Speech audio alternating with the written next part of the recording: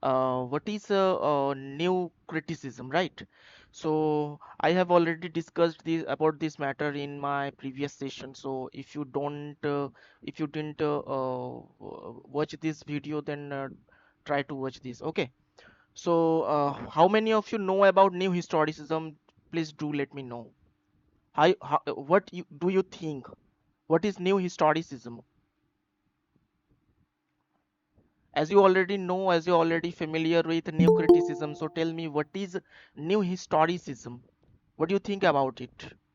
Just give me some points and aspects, whatever you think about new historicism and their theorist ideas.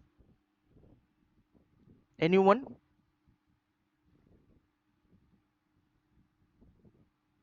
Give me a brief idea. Any one of you? Like new historicism is a kind of movement like which was begun in 1980s, and like it has a main claim that the meaning of literature does not, it is not like universal and cannot be deprived from the text alone, because rather it has also the significance of its history, like in which it combines the critical theory to understand about the text of an author. Rather, they use time, culture, or situation, um, like the a kind of societal ideology which is being followed in any theory or any like something history. So it is what I know.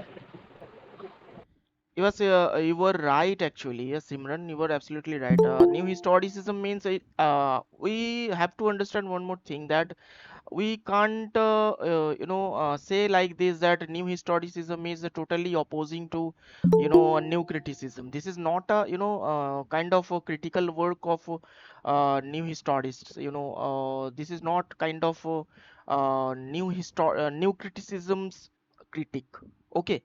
So the most important theory, which is a reader response theory, that theory actually mostly opposes the new criticism. Okay, so you have to understand the difference between new historicism and new criticism. Even new criticism, sorry, reader response theory. Even reader response theory didn't even they critique to if I say new historicism, new historist and reader response theorist, both are if I say both complement each other, both are almost same, both ideas almost same. But if I say about reader response theory, they only talk about the reader's response. As you can see the name, reader's response, right? So they already say they only say about what reader think, whatever they are reading, whatever they are understanding a book or poem or anything, or any literary text. So according to them, according to reader responses, theorist, they wanted to say that everything is up to the students or scholars or whatever they are reading inside their minds. Okay. And new historicism, in new historicism we can see that they are not even understanding, they are not even supporting the new criticisms idea, like diction, like literate text, or like what is if I say rhyming scheme, or small things actually, whatever new critics said in their theories. So they are already, new historians already accepting those, but they are also saying that we can't even support this, because a reader can't even read as isolation mode. Just understand, a reader can't read a text as a isolation mode. If I read a book, suppose I am reading principal theory on of criticism, something suppose I am reading a play by William Shakespeare. Okay.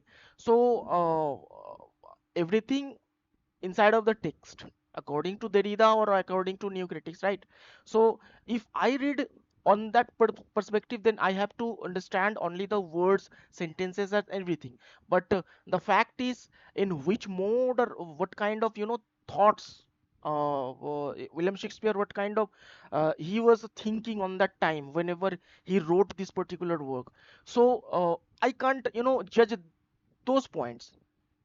According to new critics, they say just understand whatever written in the book. Don't go to the read who wrote this book and when this book has been written, or the historical context, or if I say, or economical factors or religious factors or cultural factors. New critics didn't say. New critics even don't try to say the follow those things. But new historians say that if you are saying these kind of things, then obviously you are separating history. Just understand whatever I'm saying. You are separating history and the text, and I mean to say history and literature. Both are complement each other. Just understand, both are complement each other. Without history, literature can't be, literature is not exist. Without literature, history can't exist. So both are, complement each other, complement or supplement each other, if you say. So basically new historicism, if I say, it's that new historicism, as Simran Kumari said, that it was emerged as a literary and cultural theory in the 20th century, in the 20s, just after new criticism. As we know, before new criticism there was a old historicism, guys. Old historicism, where also they talked about the historical factors, historical background. But the fact is, they don't even support cultural materialism. I mean to say, all we know what is cultural materialism. Cultural, not cultural materialism, I'm talking about the cultural factors, like सतीदाह प्रथा जो भी हो गया, मान लो राजा राम मोहन या फिर विद्यासागर, आप लोग जो भी उन उस टाइम पे आप लोग देख लो, those kind of religious factors. So basically they always say that yes, you are following historical background of a literary theorist, or of a text, whoever wrote this text, the writer basically. You can go with that you are following the historical background of that writer and when it was written. But we can't even accept the religious factors or cultural factors according to old historicism. After that, new criticism came. New criticism, or if you say Russian formalism and new criticism, they came, and they are saying, no, we can't accept this kind of theory. We have to read, we have to read only the sentences, we have to read only the language, diction, linguistic form. I mean to say, they are one kind of if I say robotic mode. Suppose आपको एक text पकड़ा दिया गया and आपको उस text का जो writer है उसके बारे में आपको पता ही नहीं है, विलियम शेक्सपियर का बैकग्राउंड आपने पढ़ा ही नहीं है, सो आप उसके सॉनेट्स को कैसे इमेजिन कर सकते हो और उसके भावनाओं को कैसे इमेजिन कर सकते हो? Just kind of robotic, we are human being, right?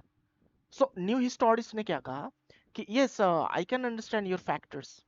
Suppose Aristotle and Plato conversation यहाँ पे हो रहा है, जैसे वैसे ही आप लोग ये समझ लो new historicism and new criticism का ऐसा कन्वर्सेशन हो रहा है. Yes, I can understand. New historicist जो है वो बोल रहे हैं, yes I can understand, I am also following whatever you are saying, I am following your style, that you were just wanted to say that the diction, the rhyming scheme, the meters, the syntax, okay, syntax or the structure, whatever you are saying, I can understand and I am appreciating your works and your theory. But the fact is, a reader who is reading your work, who is reading the other writer's work, he is not even he will be he will go in the isolation mode, like a robotic mode. He even understand that he has to be understand that whatever written in the text, why the writer wrote this work, and what is the perspective behind this writing this work actually. Okay, so this is a theory which was emerged in the 1980s time. Okay, the specific date of beginning, if I say the 1980s, okay, can be attributed to the works of scholars such Stephen Greenblatt. I'm writing this name, this is a very important name. Stephen Greenblatt. This he is a father figure. Okay, Stephen, spelling आप लोग एक बार check कर लेना, ठीक है. Green blade.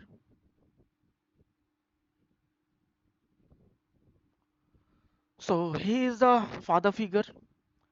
Actually, if I say he is the father figure, हम लोग बोल सकते हैं. But there are different kind of literary theorists of historic new historicism who also developed this idea.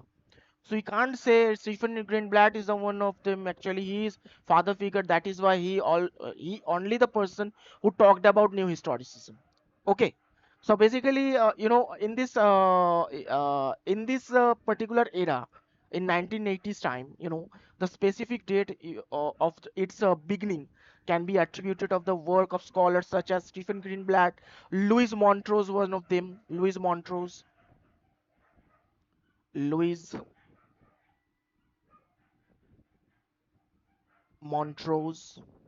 Okay,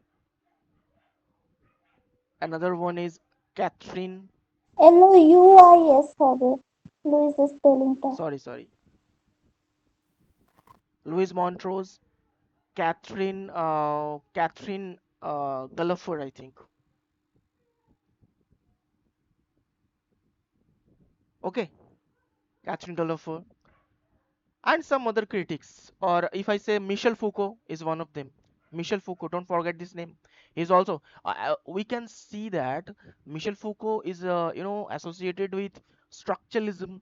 He's also associated with post-structuralism. He's also associated with the new historicism. Just understand, Michel Foucault is very much important literary figure.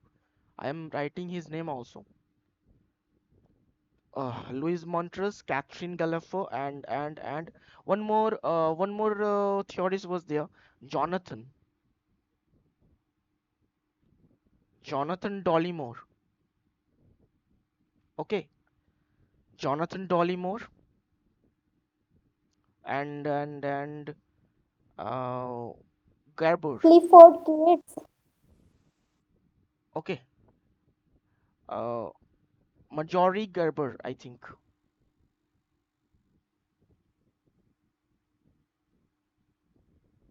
Okay, and Michel Foucault. Clifford Geertz Yes, right. Clifford Gates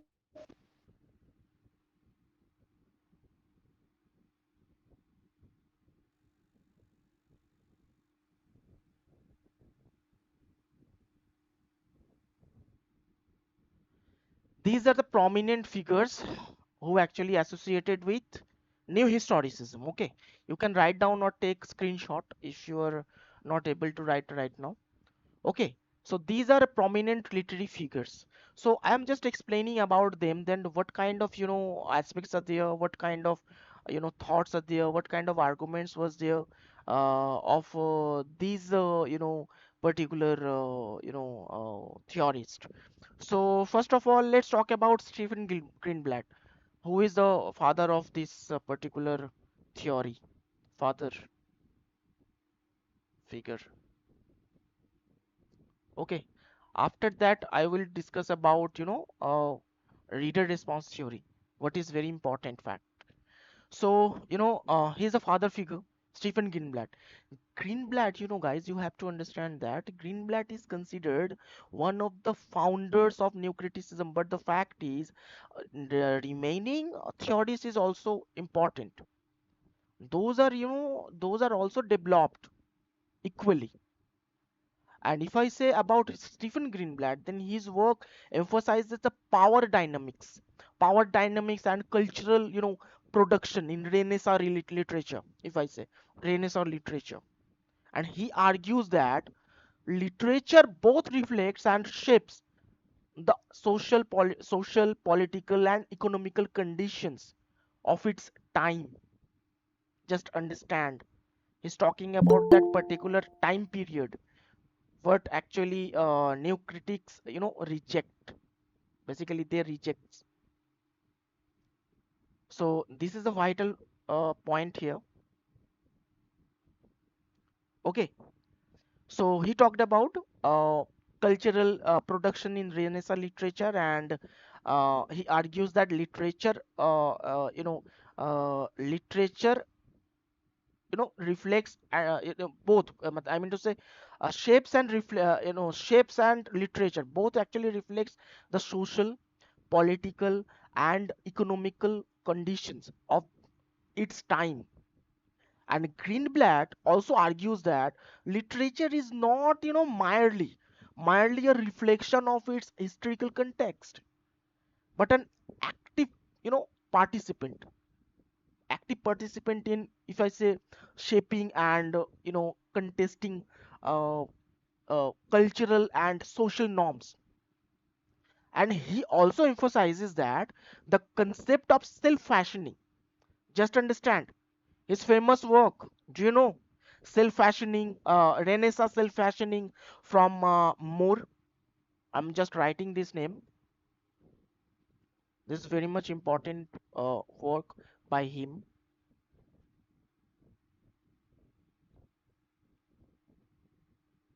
Renaissance self-fashioning. Okay, sorry.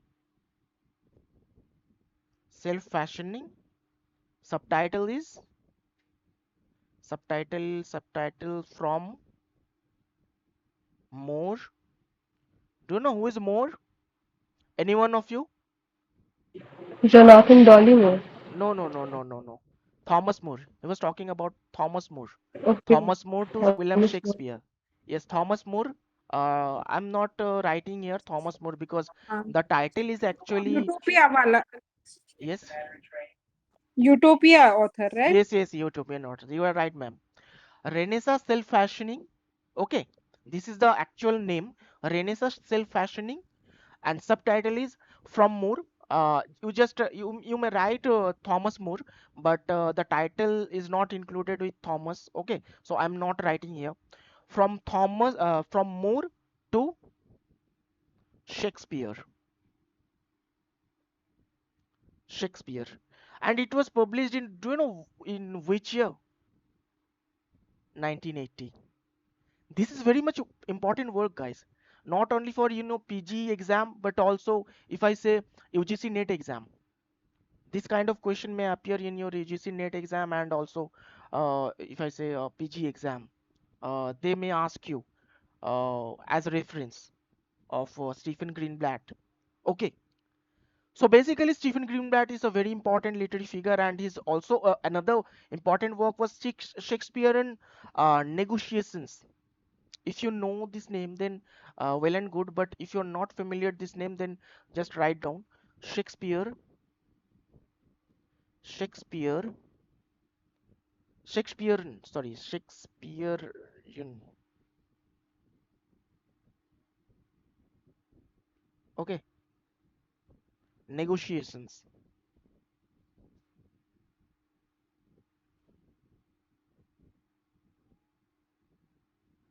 Negotiations. Negotiations spelling थोड़ा गलत है, I think.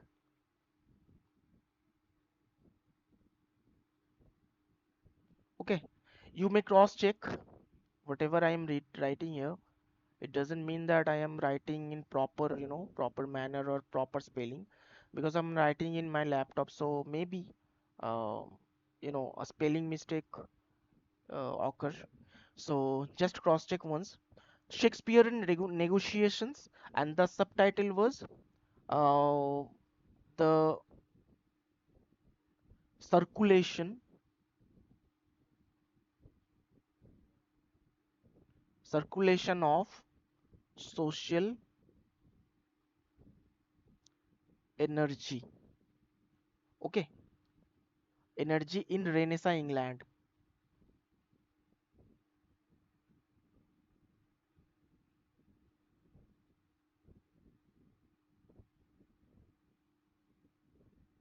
This is the name actually. This is the full name. You just have to understand just this name. Actually, I know this is quite difficult to remember. So Shakespearean negotiations is enough to say. So it was published in 1988. Must remember this date. Okay. So this was the work, a famous work by Stephen Greenblatt. And another work is, do you know any kind of another work, Simran and anyone who is a UGC NET aspirant? I hope you know anyone works of him. Practicing new historicism. Yes, practicing new historicism. In which year it was published? Practicing new historicism.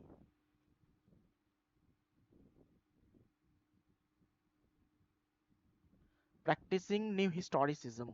It was published in 2000, कुछ ही दिन पहले. So basically, guys, you have to understand that he argues literature is not merely a reflection, right? As I said, and he also emphasizes the concept of self-fashioning, as you can see in his work, self-fashioning from Moore to Shakespeare, which was published in 1980. Okay, so in this work, he said that he also emphasized, yes. So, I like remember one or two work which is related to new historicism. Like after you complete and tell like now I will tell or after you will complete should I tell? Okay, okay, What will be a good option? you can tell, no problem.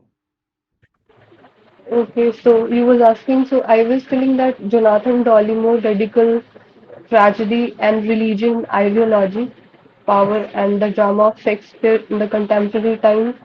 It, it is also work. And No, John no, Darkey's I'm talking about Stephen Greenblatt and his okay, famous work. So, okay, okay, after that. okay, I'm talking about Okay. because I am explaining about him that what kind of arguments are there, okay, by him, whatever he said for new historicism and what kind of works are there on supporting in supporting of new historicism. So basically, So like these toward works, a yes, culture or toward the culture or a politics and Shakespeare negotiations, these are only two work which is related to Stephen's green light now yes, and yes, toward a politics of culture. yes, it is. You can say that. Okay. Okay. So basically, these are works actually basically very much important works by Stephen Greenblatt. Okay. So these are years. Just write down. You can write this. After 1980, after 8 years, he published another work. After 12 years, he published another work. Okay. So this is the gap between these works publications. Okay, so basically he emphasizes the self fashioning, as I said, and which refers to individuals active consumption, construction of their identities within the if I say constraints of their social, political and cultural surroundings. Not only that, if I say Stephen Greenblatt sir, explores the circulation of power and social energy in Renaissance England. And he also highlighting how literature played a role in the distribution and negotiation of power. Okay, so through this work, if you read this work, then you can understand what he wanted to say. Okay, why he was a father figure. Okay, even if I say the new historicism, then I have to know about Greenblatt. I have to remember Greenblatt because he is the father figure and coined the term. Okay, so after that we have another literary figure, that is 1 minute, that is Louis Montrose. So any one of you familiar with this particular theorist, Louis Montrose? Do you know about his works or his contributions in new historicism? Any one of you? Why he was famous and what kind of works and what kind of, if I say, applications are there in New Historicism. Why he is included here in this list? See, Louis Montrose focuses on the relationship between literature, culture, and power. Just understand, this is important. Louis Montrose focuses on the relationship between what? Literature, culture, and power in early modern England. Just understand the timeline, guys. In early modern England, his work examines the way in which literary texts participate in the construction and you know uh, contentions uh, contentions of if I say social and political norms. And he also examines the relationship between literature, power, along with he also explores how literature reflects and challenges dominant ideologies and power structures, and focusing on issues gender, class, and race. This kind of point you have to understand whenever you are reading on Louis Montrose. Okay, so he actually emphasizes the cultural politics of the Elizabethan theater and role of performance in shaping social norms and power dynamics. And if I say he's what kind of works are there, so this is also a question. What kind of works are there, then in which book we can understand his thought process, whatever he wanted to say in in supporting of new historicism. So famous work was The Purpose of Playing. I think Simran Kumari know that. She knows that. The Purpose of Playing. All ugcnet aspirant, I think you know that. The Purpose of Playing, and the subtitle was Shakespeare, sorry, Shakespeare and cultural politics. Cultural politics of the which era? I just talked about this. Which era? Which theater? Elizabethan era. Yes, Elizabethan Elizabethan theatre. Elizabethan theater. Elizabeth. Right. Elizabethan theater. Okay. And it was published in which year? 1996. This is the year. Okay. So don't forget this. Wait. Someone wants to join, I think. Anyways, so this is the particular main focusing work of him. Okay. So you may read this work also. So next we have another literary figure of new historicism, that is. Okay, just tell me one thing, that are you getting my points, whatever I'm saying, or I am making difficult this particular work, new historicism. I'm making. You were making easier to understand. Okay, thank you so much. So basically, let's talk about the next our literary theorist, Catherine Gallifo, right? Catherine Gallifo. So actually, sorry, she. I'm talking about Catherine Gallifo. So she actually Gallifo's work explores the intersection. Just understand, intersection of literature. I'm just writing this, intersection of literature. Okay, her work actually explores the intersection of literature and what, and ideology and political power, and she examines how literature reflects the influences, the dominant ideologies of what, its time and how it can be used to challenge existing power structures. Okay, so Catherine Gulliver is associated with the new historicism movement. She is associated. Just understand the fact, guys. We can't consider her as a new historicist, but you have to understand some fact of her. What facts are there? Like she has engaged with the new historist methods and concepts, such as if I say examination of historical context and the interplay I'm talking about. Okay, interplay between literature and culture, because in her writings she often combines close textual analysis with a broader consideration of what, of social, political, and economical context.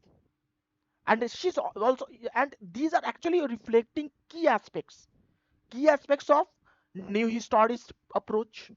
Okay, so she is associated with that, but you have to understand she is also associated with cultural materialism, guys. So she is not a prominent figure only for the new historicism, but also she is also associated with another, movements. And Gulliver actually explores the intersection of literature ideology. This is the important factor. You have to, write down this point. And she also examines the literature reflects economical and social factors. That is why she is included in the new historicism, right? Her works actually reflects the new historicist theory. That is why she is included in this list. Okay, and if I say about her notable work, so just write down. I'm talking about his her works, like if I say nobody's story,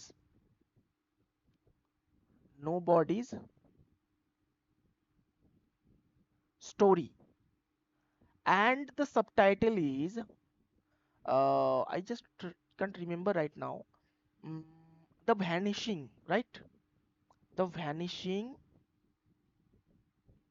vanishing acts of women women writers.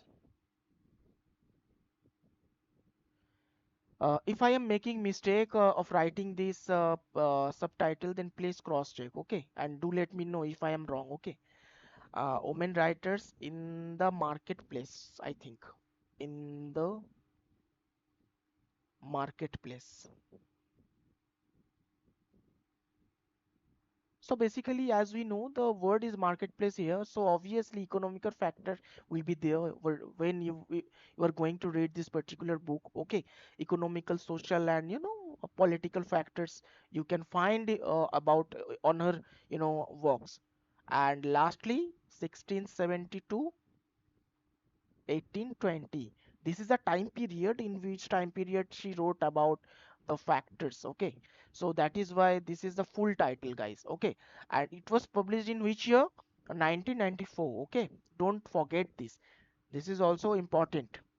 Okay, okay, just do let me know and please confirm, is this name proper or not? I mean to say, did I write properly? Please cross check in Google. ওটা women হবে না women হবে WOMEN. Women, E হবে না? Yes, plural Okay, form. okay, okay, okay. You are right. Actually, she is talking about the omen, not oman. Yes. So thank you. So মানে basically, this is the work. 1670 to 1920 আছে 1920. Are you yes sure? Okay. Okay. Thank you so much. And it was published in 1994. Okay. So this was the work, and another work is the body economic.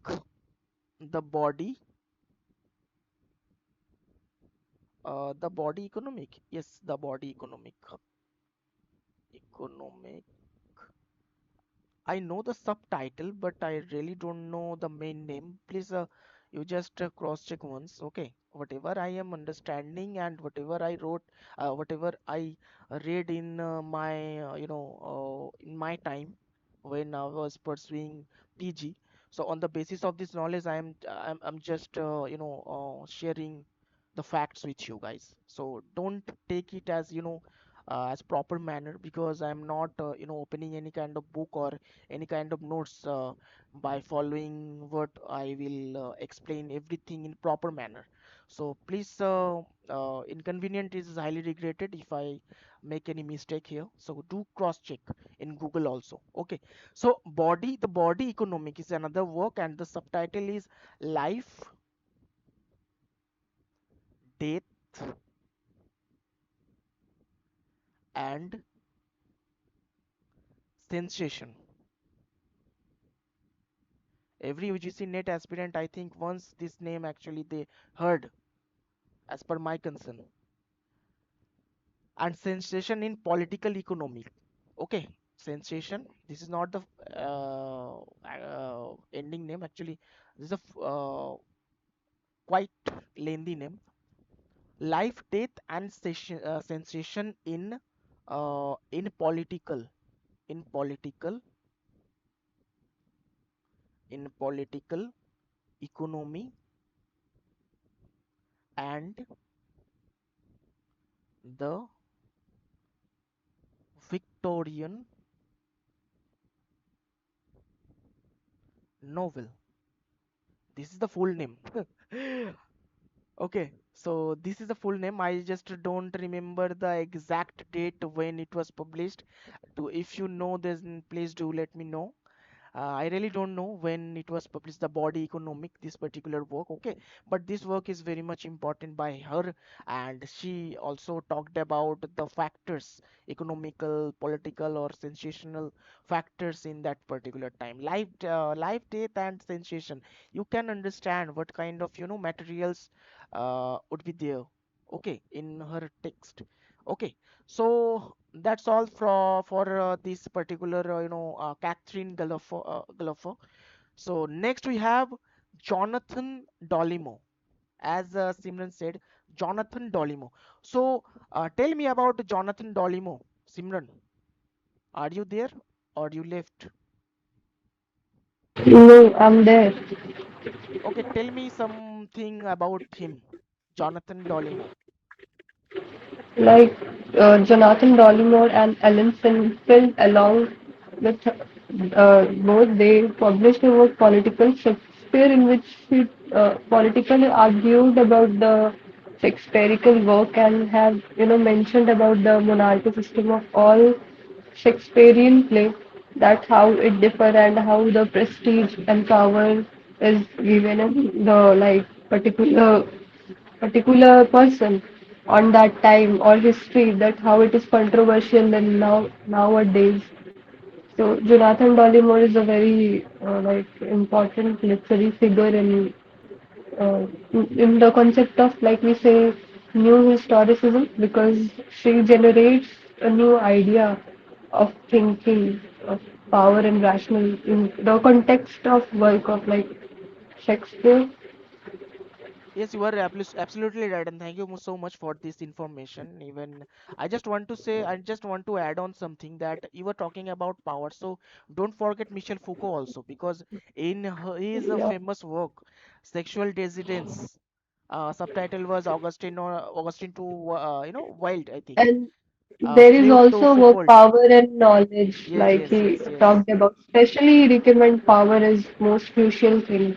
Yes, you were So, absolutely right. Actually, Freud to Foucault, right? So in the subtitle, you can yes. find this name, Freud to Foucault, Sigmund Freud to Foucault. So basically, about his concepts was like psychoanalytic type, power, knowledge, and discourse. These kind of elements you can find in his works and in his speeches or in his works. Okay, so you are absolutely right. Thank you so much for this information. And uh, in the context of in new historicism, what do you think? What kind of aspects are there by Jonathan Dollimore? What kind of arguments was there? What kind of points are there? Like in the context of Jonathan Dollimore, like put it the like literature of Renaissance that time, because like if we talked about political Shakespeare, it is a time of Renaissance work, and there is also the concept of gender studies and queer theory about history of ideas, that how it has developed nowadays, or with the aspect of time, that how like nowadays queer literature is very much popular. Why? Because there were many works which emphasizes and being developing. So it also played a important historical significance, because पहले के writers नहीं होते तो क्या people आज बात करते नहीं करते. So Definitely. author, it is of full academics, and she also write about the memoir of some numerous academic articles with like Ellen Sinfield, which is based on sexuality nowadays, and it also relates with the culture, theory, and art as well, because culture is a kind of ideology which is being followed by a large number of mass or a people.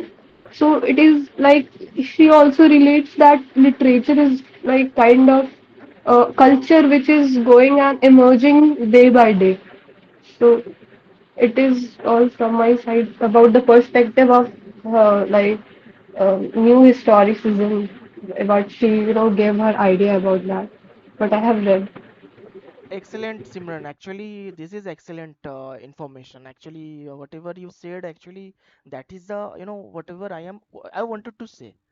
Yes, you are right. You are very much right. Actually, Dollimore, one more important factor, that Dollimore actually, examines the relationship between literature and sexuality.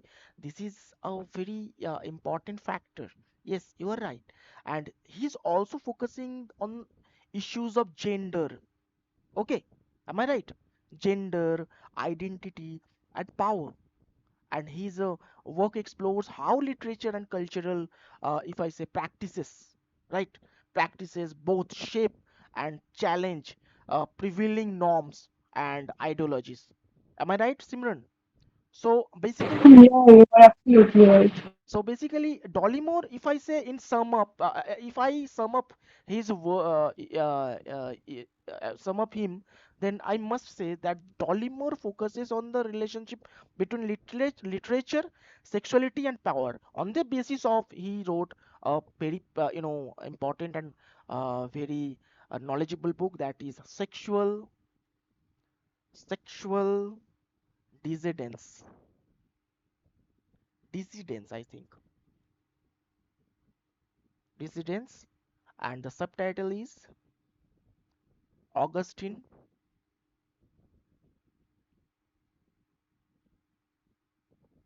to Wild,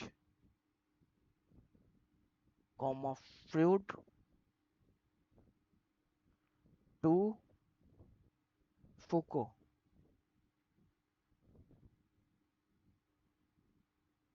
Okay, so this is the work. I really don't remember right now the which year, in which year this work actually has been published, but the fact is, he is a very much prominent work, if I say.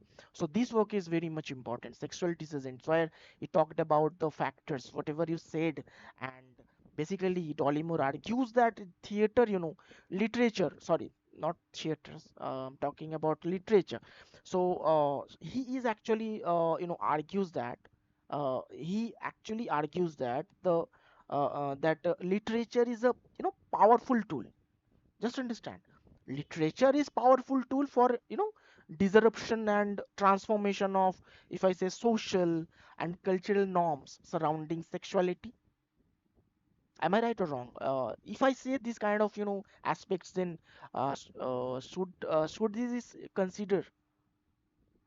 So basically, he's one more important factor I want to share with you, that he explores the ways in which literature challenges the subverts, subverts, subverts normative sexual ideologies, particularly, if I say, particularly through the examination of queer theory, guys. Do you remember examination of queer themes and identities? So these factors you can find whenever you are going to read on him in depth, or in his works. Okay, so Jonathan Dollimore is very much important as Michel Foucault. Okay, if you are reading Michel Foucault, then Jonathan Dollimore, as per this concept, as per this aspect, you have to read this. Okay, so this is the notable work. I really don't remember remaining works, what kind of works are there. Maybe or two or three works was there, which is also prominent works. So another literary figure, which is Marjorie Garber. Okay, so actually his work, if I say, his works explores the interplay interplay between what literature and culture and performance. And as per my concern, actually, uh, she is actually female. Marjorie Gerber actually female. She is actually female. Yes, female. She actually argues that literature and theater are sites where social and cultural values are negotiated and if I say contested. And Garber investigates the interplay between literature and culture and performance. She explores how literature and theater provide spaces for the negotiation and contestation of social and cultural values. And she also emphasizes that the ways in which in which literature and performance challenge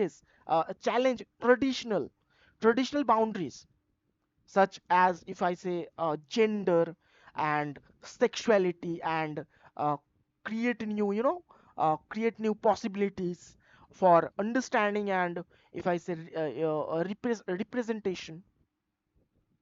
Okay, so her actually very much important and notable works are, if I say, that any one of you know about her notable work.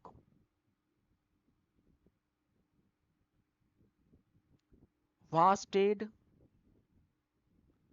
interests.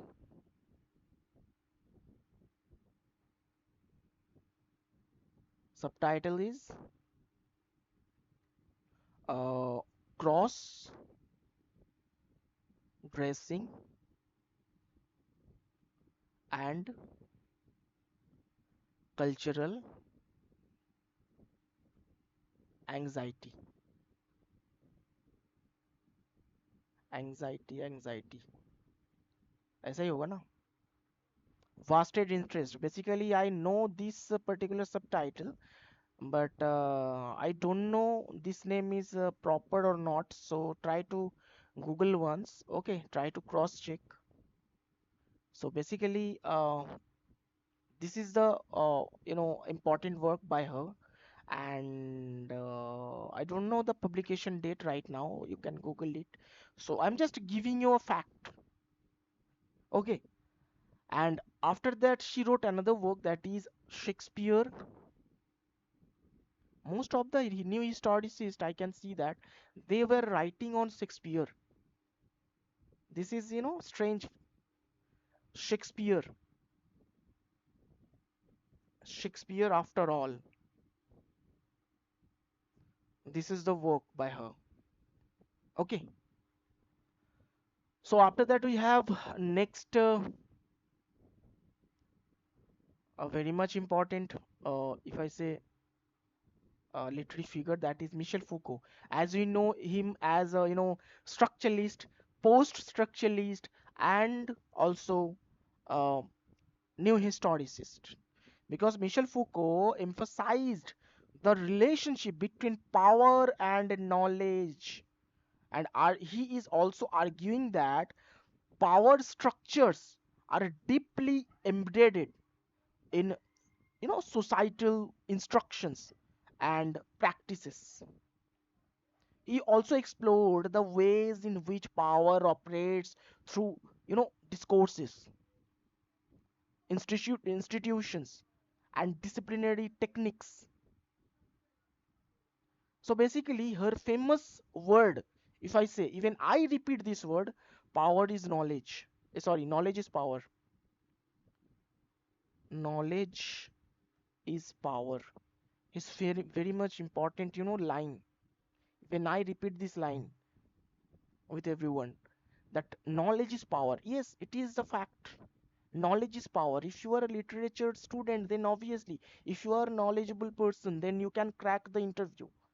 Suppose they are asking to describe Michel Foucault or William Shakespeare timeline or power, discourse, and knowledge. Then, if you are knowledgeable, then obviously you can express your feelings or you can express all the factors in the whiteboard. But if you don't know, if you don't have enough power, if you don't have enough knowledge, then you can't crack the particular interview even you are not powerful, because without money, no, people are not even powerful. So before earning, it doesn't mean that if you are not knowledgeable, then you are literally knowledgeable, that you are not powerful. The fact is, if you don't have money, suppose, if you have only the power of literature or power of knowledge, if I say the knowledge of you education, then you can stand in any situation.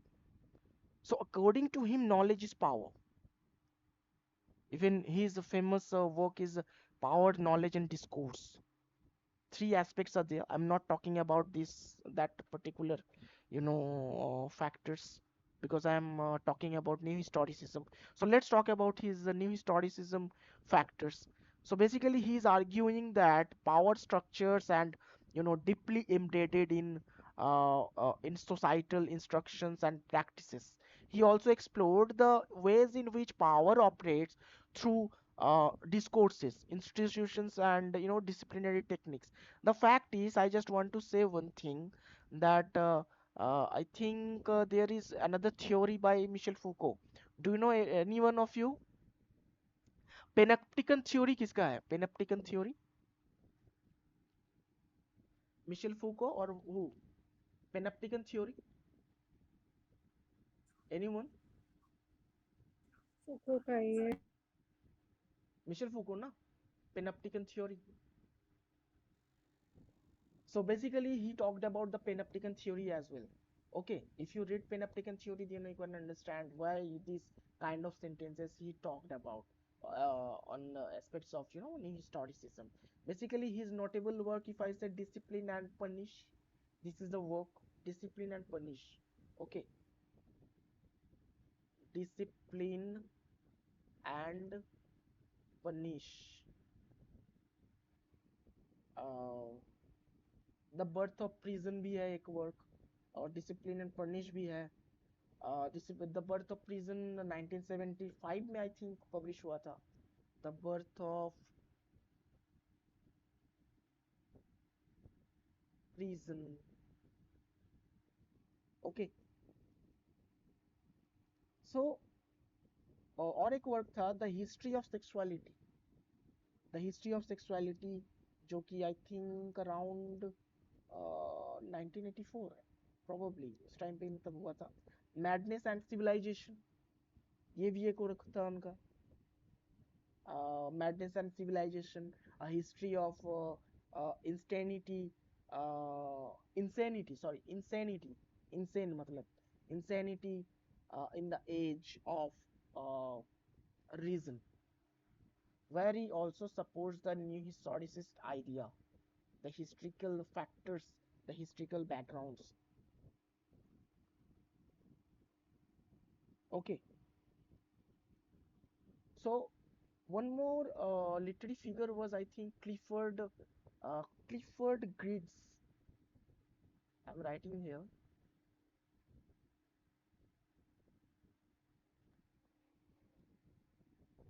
Bore feel हो रहा है क्या आप लोगों को? No, sir. Sir, Pentomnicons आपने पूछा था, it's a work of Jeremy sir Bentham. पैनोप्टिकॉन भी मिशेल फूको का है, और ये जो वर्क भी मिशेल फूको का ही था। कौन सा? अ, कौन सा? अभी जो आपने डिस्कस किया वो मैडनेस हाँ, वो इंसेन एंड वाला ना, सिविलाइजेशन। इंसेनिटी ना, madness yes of yes and sir. Civilisation, ये तो मिशेल फूको का है ना. A history of हाँ insanity in the age of reason, yes, yes। which was published in और 1961, right? उसके बाद का राइटर मेंशन किया, उसकी उसका नाम नहीं समझा ठीक से। सर, जेरेमी बैंथम का वर्क था पेंटोपिकन करके, a building with a tower at the center. जो कि पेनेप्टिकन थ्योरी पे था ना। जी जी जी। But panopticon theory actually right. जो कंसेप्ट है वो तो मिशेल फूको का है, मगर उनके हाँ। एस्पेक्ट से मतलब उन्होंने लिखा था जेनरी Bentham. You are right, absolutely right. याद आ गया। Yes, but as a new historicism perspective, we can't include her as new historicist. Michel Foucault is included here, but he's not. She's not included here because she's not a prominent new historicist. She is, उन्होंने पेनेप्टिकन theory के ऊपर वो अलग से मतलब उनका aspect था, वो अलग चीज है, ठीक है। So all we know what is panopticon theory. Panopticon theory के बारे में थोड़ा सा मतलब कोई बता सकता है, what is panopticon theory? Sir, it is the concept of like being like if you are, you know that you will be punished for something, then maybe people will be more disciplined when they know that they are being watched. And this is like that the concept of punishing somebody in public, Yes, so that you're absolutely that right. Like CCTV cameras and all there, but I am involving in the crime, right? Involving in crime. This I is the think fact. that relates to a 1984 also, sir. Yes, 1984. 1984. So basically, uh, Clifford Kids. Okay, मैं अगर pronounce सही से नहीं कर रहा हूँ तो देख लेना आप लोग। क्लिफर्ड गिड्स, यही है ना नाम उनका? Clifford, CL. L L CL. हाँ एल लिखना भूल गया। Clifford Geertz, actually he is the famous new historicist, and he coined a term that is, do you know what is that? Thick description के बारे में आप लोगों ने सुना है? Thick description, thick description term है एक। Yes. थिक डिस्क्रिप्शन को इन्होंने ही मतलब कॉइन किया, thick description. Okay, it's a term that Geertz actually used to describe ethnography. Ethnography, sorry, ethnography. ethnography, ethnography, ठीक है, आप लोग देख लेना। फिर भी मतलब मैं सही बोल रहा हूँ या नहीं। He used to describe ethnography in one of the most famous influential anthropology text in the second half of the 20th century, should I say. The interpretation of cultures. This is another work by him that is, which was published in 1973. Basically, Gates focused on the interpretation of culture and the role of symbols in shaping, social life in that time period. And he also argued that culture is a system. Culture is a system of, shared meanings that individuals use to make sense of the world, and that understanding cultures requires studying the context and symbols embedded you know within it. So you have to understand the term he coined, thick description. Okay, इसको याद रखो। Previous year में एनएसओयू मतलब जो exam है उनमें assignment में ये पूछा भी गया था। इवन रिसेंटली मैंने असाइनमेंट रिलेटेड जो वीडियो बनाया है उसमें भी मैंने इस बारे में डिस्कस किया है। थिक डिस्क्रिप्शन इन्होंने कॉइन किया, और एक जो रिलेटरी फिगर है उन्होंने इसको अप्लाई किया। ओके, थिक डिस्क्रिप्शन याद रखो आप लोग, टर्म। ओके, ठीक है। सो his notable work, if I say, and this, Gilbert rice ने अप्लाई किया था yes, Gilbert उसको। Ryle, right, you are yes. absolutely right. मैंने इस पे बात भी किया वीडियो में अलग से। गिलबर्ट रायल ने उनको मतलब उन्होंने इसको अप्लाई किया, और मतलब इन्होंने मतलब कॉइन किया, ठीक है, गिड्स ने कॉइन किया। वो ऐसे मतलब आप लोग सोच लीजिए कि टीएस एलियट ने जैसे अपने हैमलेट एंड प्रॉब्लम में एक मतलब लिटरेरी टर्म यूज किया ना, ऑब्जेक्टिव कोरिलेटिव, जो कि एक्चुअल में कॉइन किया था किसने? वॉशिंगटन एलिसन करके एक अमेरिकन पेंटर एंड पोएट थे, वो उनका नाम इतना फेमस नहीं हुआ जब उन्होंने ये टर्म को कॉइन किया, इवन जब उन्होंने अप्लाई किया। बट जब ये जो हम लोग ट्रेडिशन एंड इंडिविजुअल टैलेंट जब पढ़ते हैं तब ये चीज़ आता भी है। Even T.S.. एलियट जब पढ़ते हैं तो आता भी है कि हैमलेट एंड इट्स प्रॉब्लम जो ऐसे है ये बहुत ज़्यादा फेमस इस टर्म की वजह से ही हुआ, और ये टर्म भी बहुत ज़्यादा फेमस हुआ। मतलब टर्म कॉइन कोई और करता है मगर इसको अप्लाई कोई और करता है। जैसे न्यू हिस्टोरिसिस आप लोग देख लीजिए ना, इतने सारे न्यू हिस्टोरिसिस्ट मैंने बताया कि इसमें सिर्फ स्टीफन ग्रीनब्लैट को हम लोग फादर फिगर कह सकते हैं, but it doesn't mean that he is the main. हम लोग लुइस मॉन्ट्रोज को नहीं भूल सकते, कैथरीन गैलोफो को नहीं भूल सकते, Jonathan Dollimore is very much prominent literary figure, इनको नहीं भूल सकते। ठीक है, these are prominent literary figure, so obviously we have to know about them also.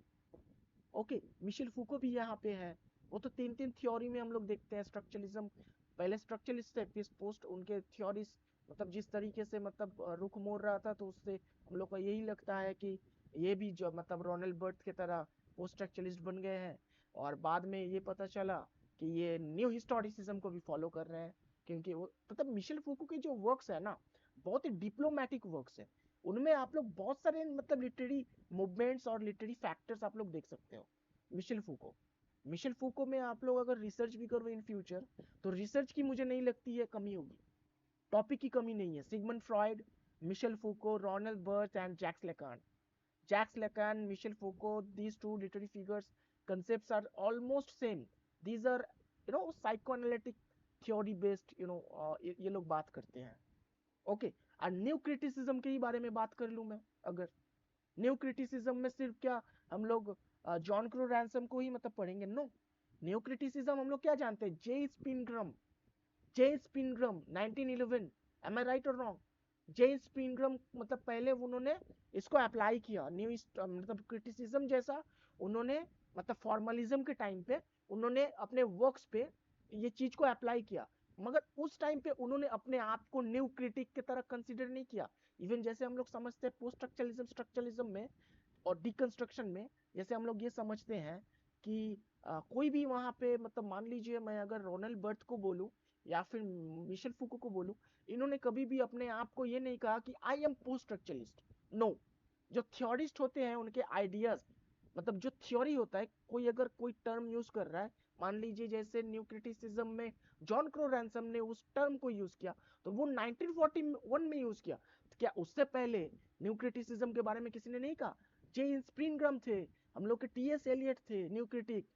फिर जाके प्रैक्टिकली इसको मतलब एम्प्लॉय किसने किया?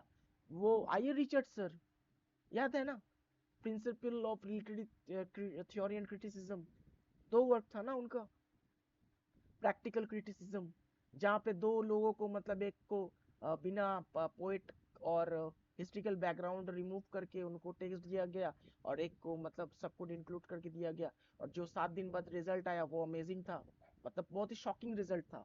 सो बेसिकली मैं ये बोलना चाहता हूँ यहाँ पे ये फैक्ट नहीं है कि कौन सा थ्योरिस्ट वो टर्म कॉइन किया इसका मतलब वो फादर फिगर हो गया, वो बहुत बड़ा ये हो गया।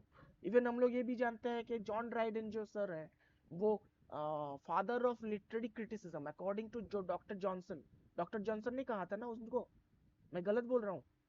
डॉक्टर जॉनसन ने ये बात कहा था ना कि फादर ऑफ, जॉनसन ने कहा था ना father of criticism, literary criticism Dryden को।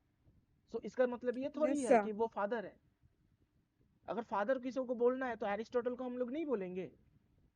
एरिस्टोटल थे, प्लेटो थे, हॉरेस उस टाइम पे थे, तो हम लोग इन लोगों को क्यों नहीं बोले? हम लोग मतलब ट्राइडेन से पहले तो बहुत सारे लोग आए ना एज अ क्रिटिक, तो उन लोगों को हम लोग इंक्लूड नहीं कर सकते हैं? ऑब्वियसली कर सकते हैं।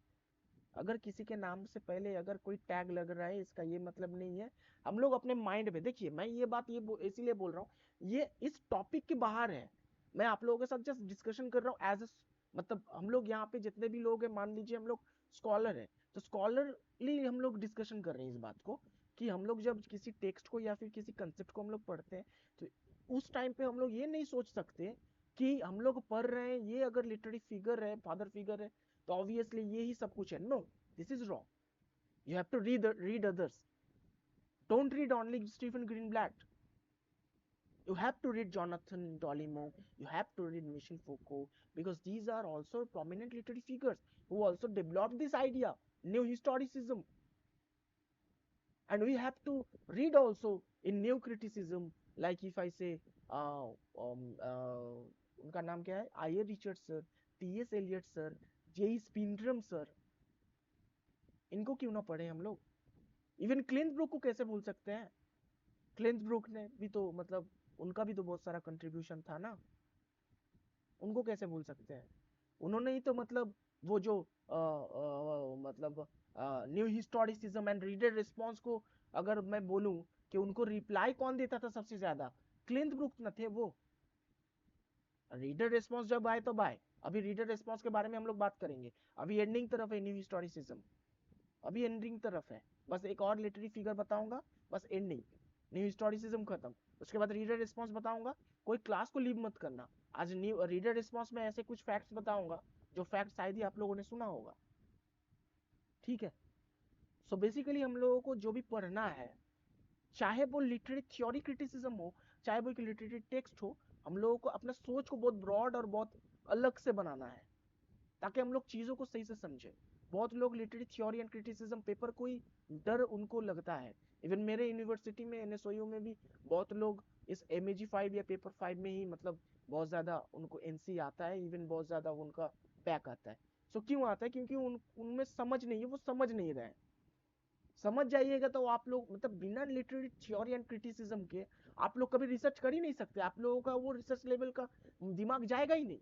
कोई भी रिसर्चर आप लोग उठा लो, कोई भी मतलब डॉक्टर जो बन चुका है, जो ऑलरेडी डॉक्टरेट हो चुका है, उनके दिमाग में लिटरेरी थ्योरी क्रिटिसिज्म का ये जो कंसेप्ट है, ये जो कोरिलेट करना, थ्योरीज को समझना, वो जो समझ, ये समझ किसी लिटरेरी अगर स्कॉलर में नहीं है तो वो कभी भी मतलब हायर स्टडीज में अपना मतलब क्या बोलूं, नाम नहीं आगे बढ़ा सकता। इट्स नॉट हाँ पॉसिबल। सर, इसलिए जब हमारा पीएचडी का कोर्स वर्क अभी जस्ट ओवर हुआ, मतलब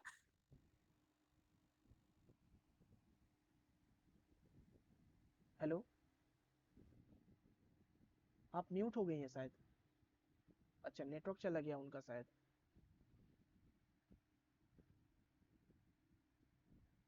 उनका शायद नेटवर्क चला गया। Anyways, this is the fact, मैंने मतलब ये सब बोल दिया, मतलब ये आप लोग समझो कि literary theory and criticism is very much important. Why literary criticism and theory and criticism comes first?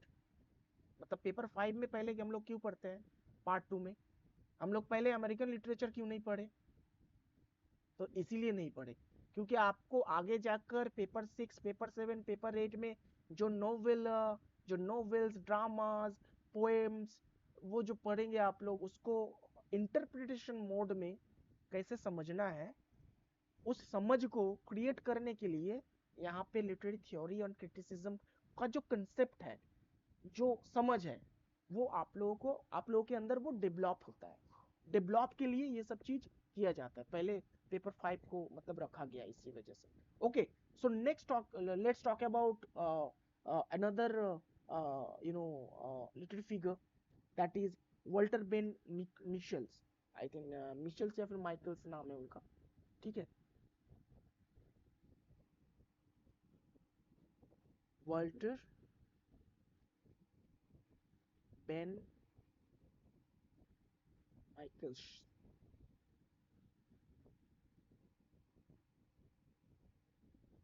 Michaels. Okay, actually you have to understand he is also a prominent literary figure here, and he actually critiqued identity politics and argued that a focus on identity distracts from broader issues of economic inequality. And he questioned the idea that promoting diversity and multiculturalism automatically leads to social justice, and also highlighting the importance of addressing class based, if I say, inequalities. Okay, and if I say his important literary works which is we should know, then एक work है our America, nativism, modernism and pluralism. इसको लिख लो, मैं अभी लिखना नहीं चाहता हूँ, ठीक है, आप लोग लिख लो।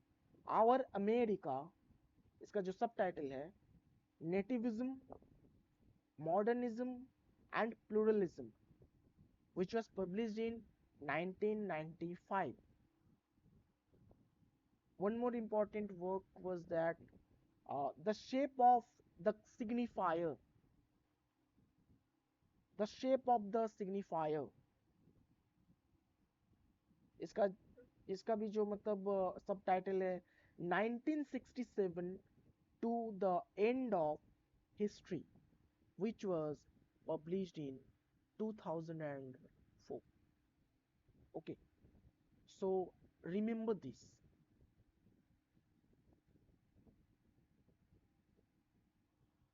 After that, let's talk about the anecdotes. It is also important thing. You have to know what is anecdote. I am writing here anecdote. What is anecdote actually does in a new historicism, right? You may ask me anecdote और एक चीज है जो है कोटेक्स्ट, कोटेक्स्ट, these two terms. Okay, basically in new historicism, anecdote and context are terms, these two terms used to describe different aspects of the historical context that are relevant to the interpretation of literary text. Okay, so don't forget this. So let's talk about what is anecdote. Anecdotes refers to specific historical events, specific historical events, historical events बोल लो या फिर incidents बोल लो या फिर आप बोलो कि details that are mentioned or alluded to within a literary text. Okay, so these anecdotes are often used by new historicists, new historicists, if I say scholars, scholars to illuminate the social हो या फिर cultural and political conditions of the time period in which the text was produced. By examining anecdotes within literary works, scholars can gain insights into the lived experiences, beliefs, and if I say values of people from the historical period. Okay, so this is the anecdote and it uses as that. Okay, I hope you are understanding whatever I am saying. So next let's talk about what is context. Context is another term. So what is context and why historicists used this particular term, right? So context basically, on the other hand, if I say uh, refers to the broader cultural, or if I say समझ लो intellectual and ideological context surrounding a literary text, and this includes not only specific events or details referenced within the text, but also, guys, you have to understand the larger discourses, debates, and power dynamics that shape the production and reputation of literature. And contextual, basically, I am talking about contextual analysis involves considering how the text interacts with and reflects broader historical trends, or if I say social structures, और मैं अगर cultural norms के बारे में भी बोल लूँ, yes, we can consider. So what kind of uses are there? If I say anecdote as use of in new historicism, so anecdotes, guys, you have to understand, anecdotes, serve as specific uh, uh, in instances or examples of historical events. Historical events बोल लो या फिर cultural practices, if I say, or social conditions that are referenced within a literary text. And one more point is they provided concrete concrete evidence and concentrate the factors. They provide concrete evidence and considers the factors of the way in which literature both reflects and interacts with the broader historical context in which it was produced. And anecdotes can illuminate aspects of daily life, cultural benefits, power dynamics, and if I say social, tensions during the time period in which the text was written, if I say. So by analyzing anecdotes, if I say within literary works, new historicist scholars, the scholars aim to uh, uncover hidden or magnal uh, क्या बोलते हैं उसको मतलब magnified or if I say marginalized voices. Magnified यहाँ पे use करना सही नहीं होगा, मार्जिनलाइज, ठीक है, marginalized voices, and also challenge dominant narratives and explore the complexities of historical experiences. That is why anecdote uses used in that time. That is anecdote. Anecdote is very much important. यहाँ से question आ सकता है, इसको miss मत करना आप. Cotext. Let's talk about the uses of cotext. Cotext actually refers to the broader cultural, intellectual, and ideological context surrounding a literary text, as I said. So basically, it encompasses not only specific anecdotes mentioned within the text, but also the larger discourses, debates, and power structures of the historical moment. Contextual actually analysis involves examining how the text interacts with and reflects broader historical trends, social norms, and cultural values.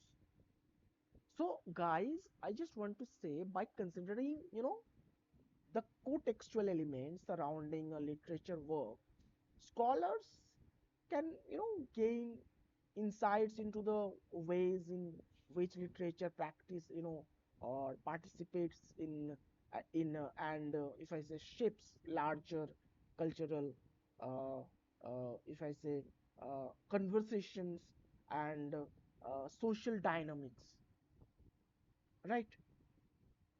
Both aspects are these both two aspects are also integral to new historist methodology, which seeks to understand literature as a product of its historical moment and as a site of cultural negotiation and uh, contestation. So anecdotes provide specific instances of historical phenomena within the text, while contextual analysis involves examining the broader historical or cultural, if I say ideological context in which the text is situated. Okay, so you have to understand one point last, that is what kind of charges are there in new historicism. After that, I will end this session. I mean to say, I will end the new historicism. I will talk about the reader response theory. Okay. Uh, एक second. Someone is calling me. आप लोग hold रखो.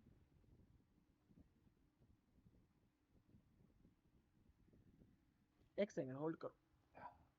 Hello. Class में बाद में बात करता हूँ अभी.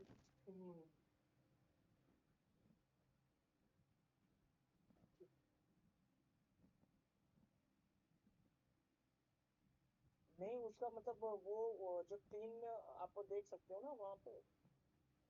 हाँ तीन है, टोटल तीन है ना. एक है आपका ओनली पीएचडी और दूसरा मतलब नेट है और जेआरएफ है. आप अगर जेआरएफ में सिलेक्ट करोगे तो ऑब्वियसली वो मतलब दोनों ही सिलेक्ट हो जाएगा. हाँ ठीक है. मैं अभी सेशन में हूँ. मैं तो क्लास करवा रहा हूँ. अभी कंप्लीट हो जाता है तो मैं एनी रेस्ट लेता हूँ. Okay okay.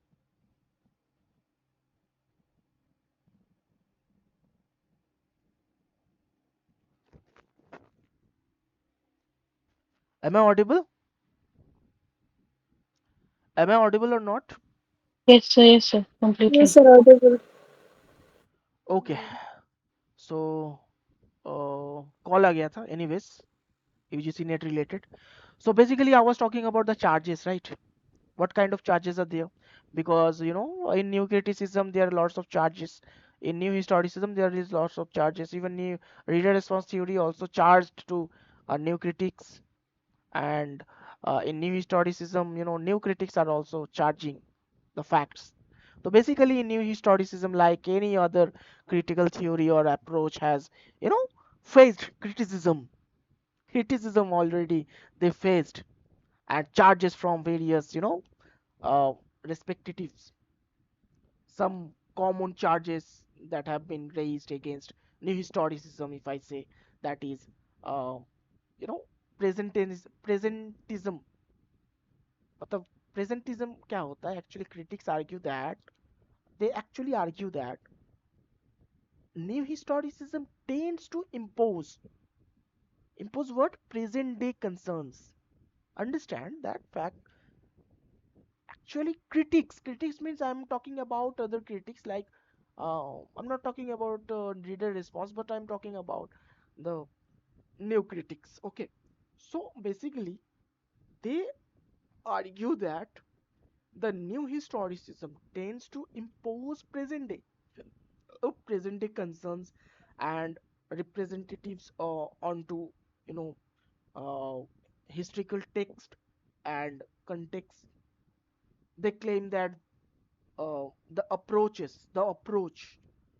new historicist approach I'm talking about, the approach is excessively focused on contemporary issues, which can distort the understanding of historical events and individuals. So this kind of charges was there in presentism में. ठीक है.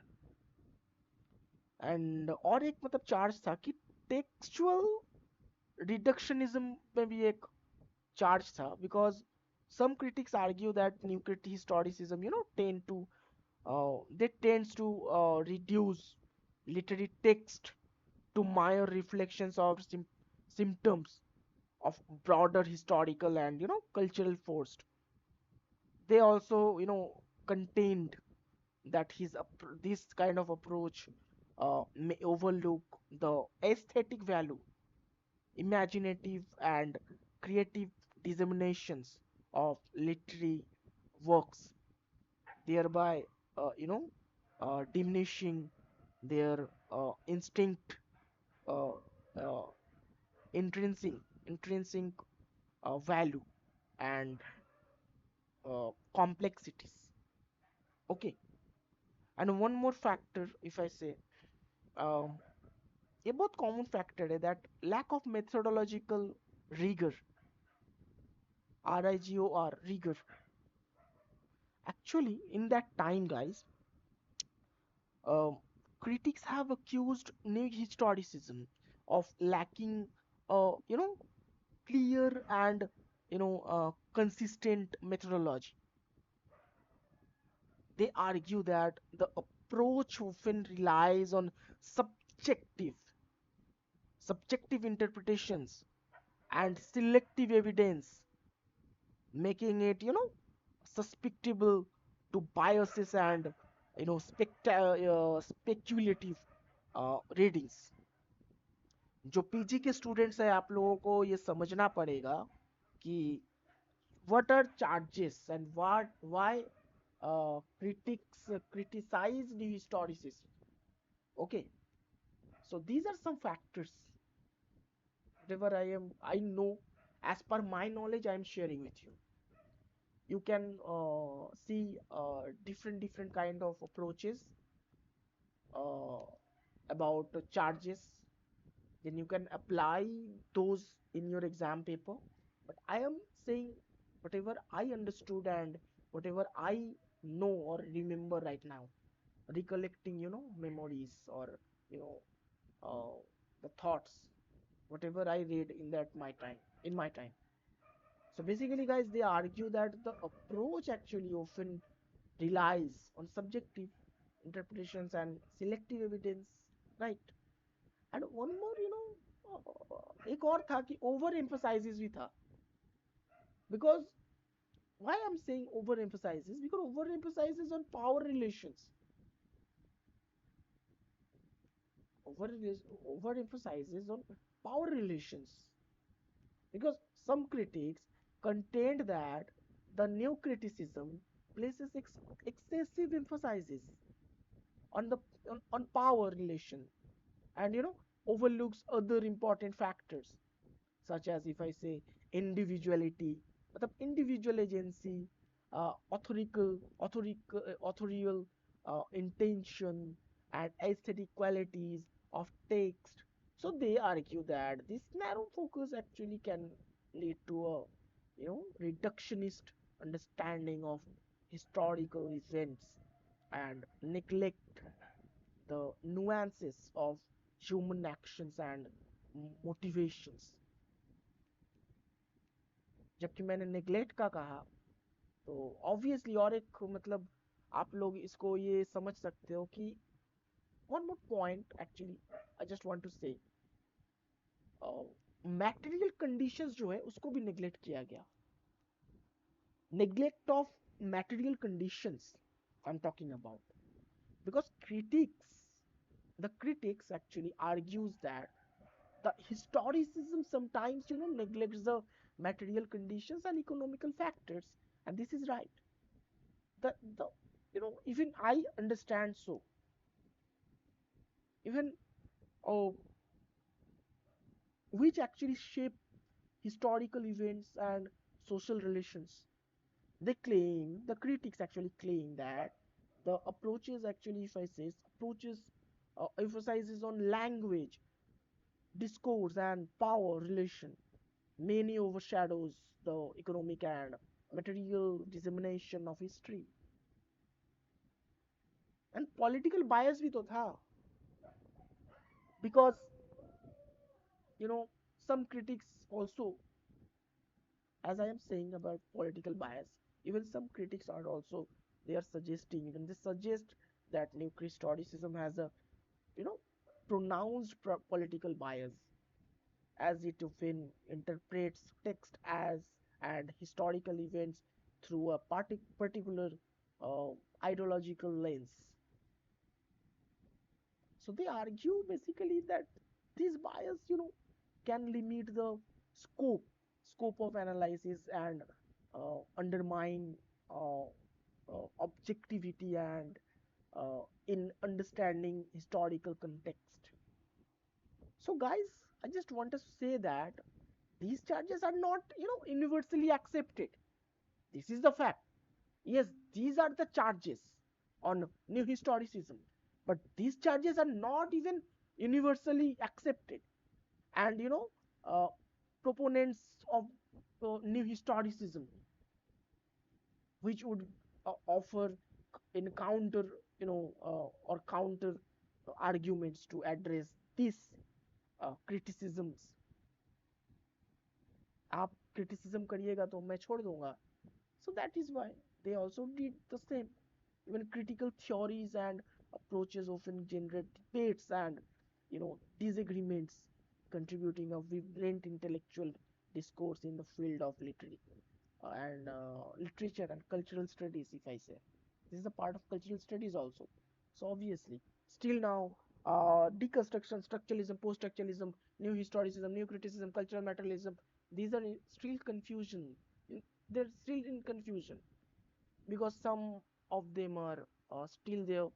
Some new critics are there who think that actually new critics are right. Some cultural materialistic approaches are there who think cultural materialistic is there right, but some people are think that new historicism idea is best. Yes, new historicism idea best because एक text को अगर आप लोग पढ़ रहे हो, उसमें से हिस्ट्री निकाल रहे हो, तो उस टेक्स्ट का आत्मा जो है, सोल है, उसको निकाल रहे हो। आप अगर आपको हिस्ट्री ही पता नहीं है तो आप कैसे ही, मतलब किस बेस में आप उसको अच्छे से इंटरप्रेट अपने हिसाब से कर पाओगे? रोबोटिक मोड में हो जाएगा ना, आइसोलेशन मोड में हो जाएगा।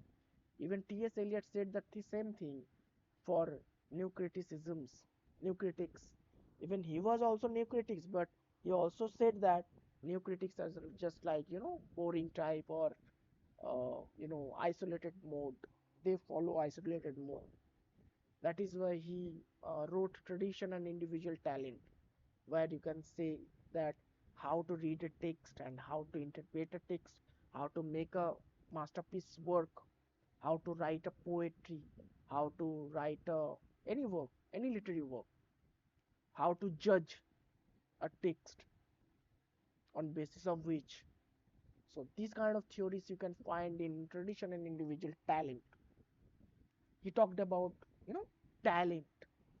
So this kind of talent is not so easy. If you are talented, then you can, consume this properly. So that's all for new historicism. So let's talk about new readers response theory.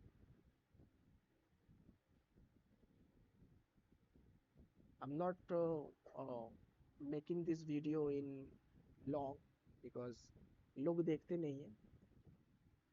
एक बार जो देख ले इसको तो मुझे नहीं लगता कुछ भी छूटेगा। रीडर रिस्पॉन्स थ्योरी गाइस, यहाँ पे बहुत सारे फैक्टर्स हैं, आप लोगों को समझना पड़ेगा, ठीक है ना?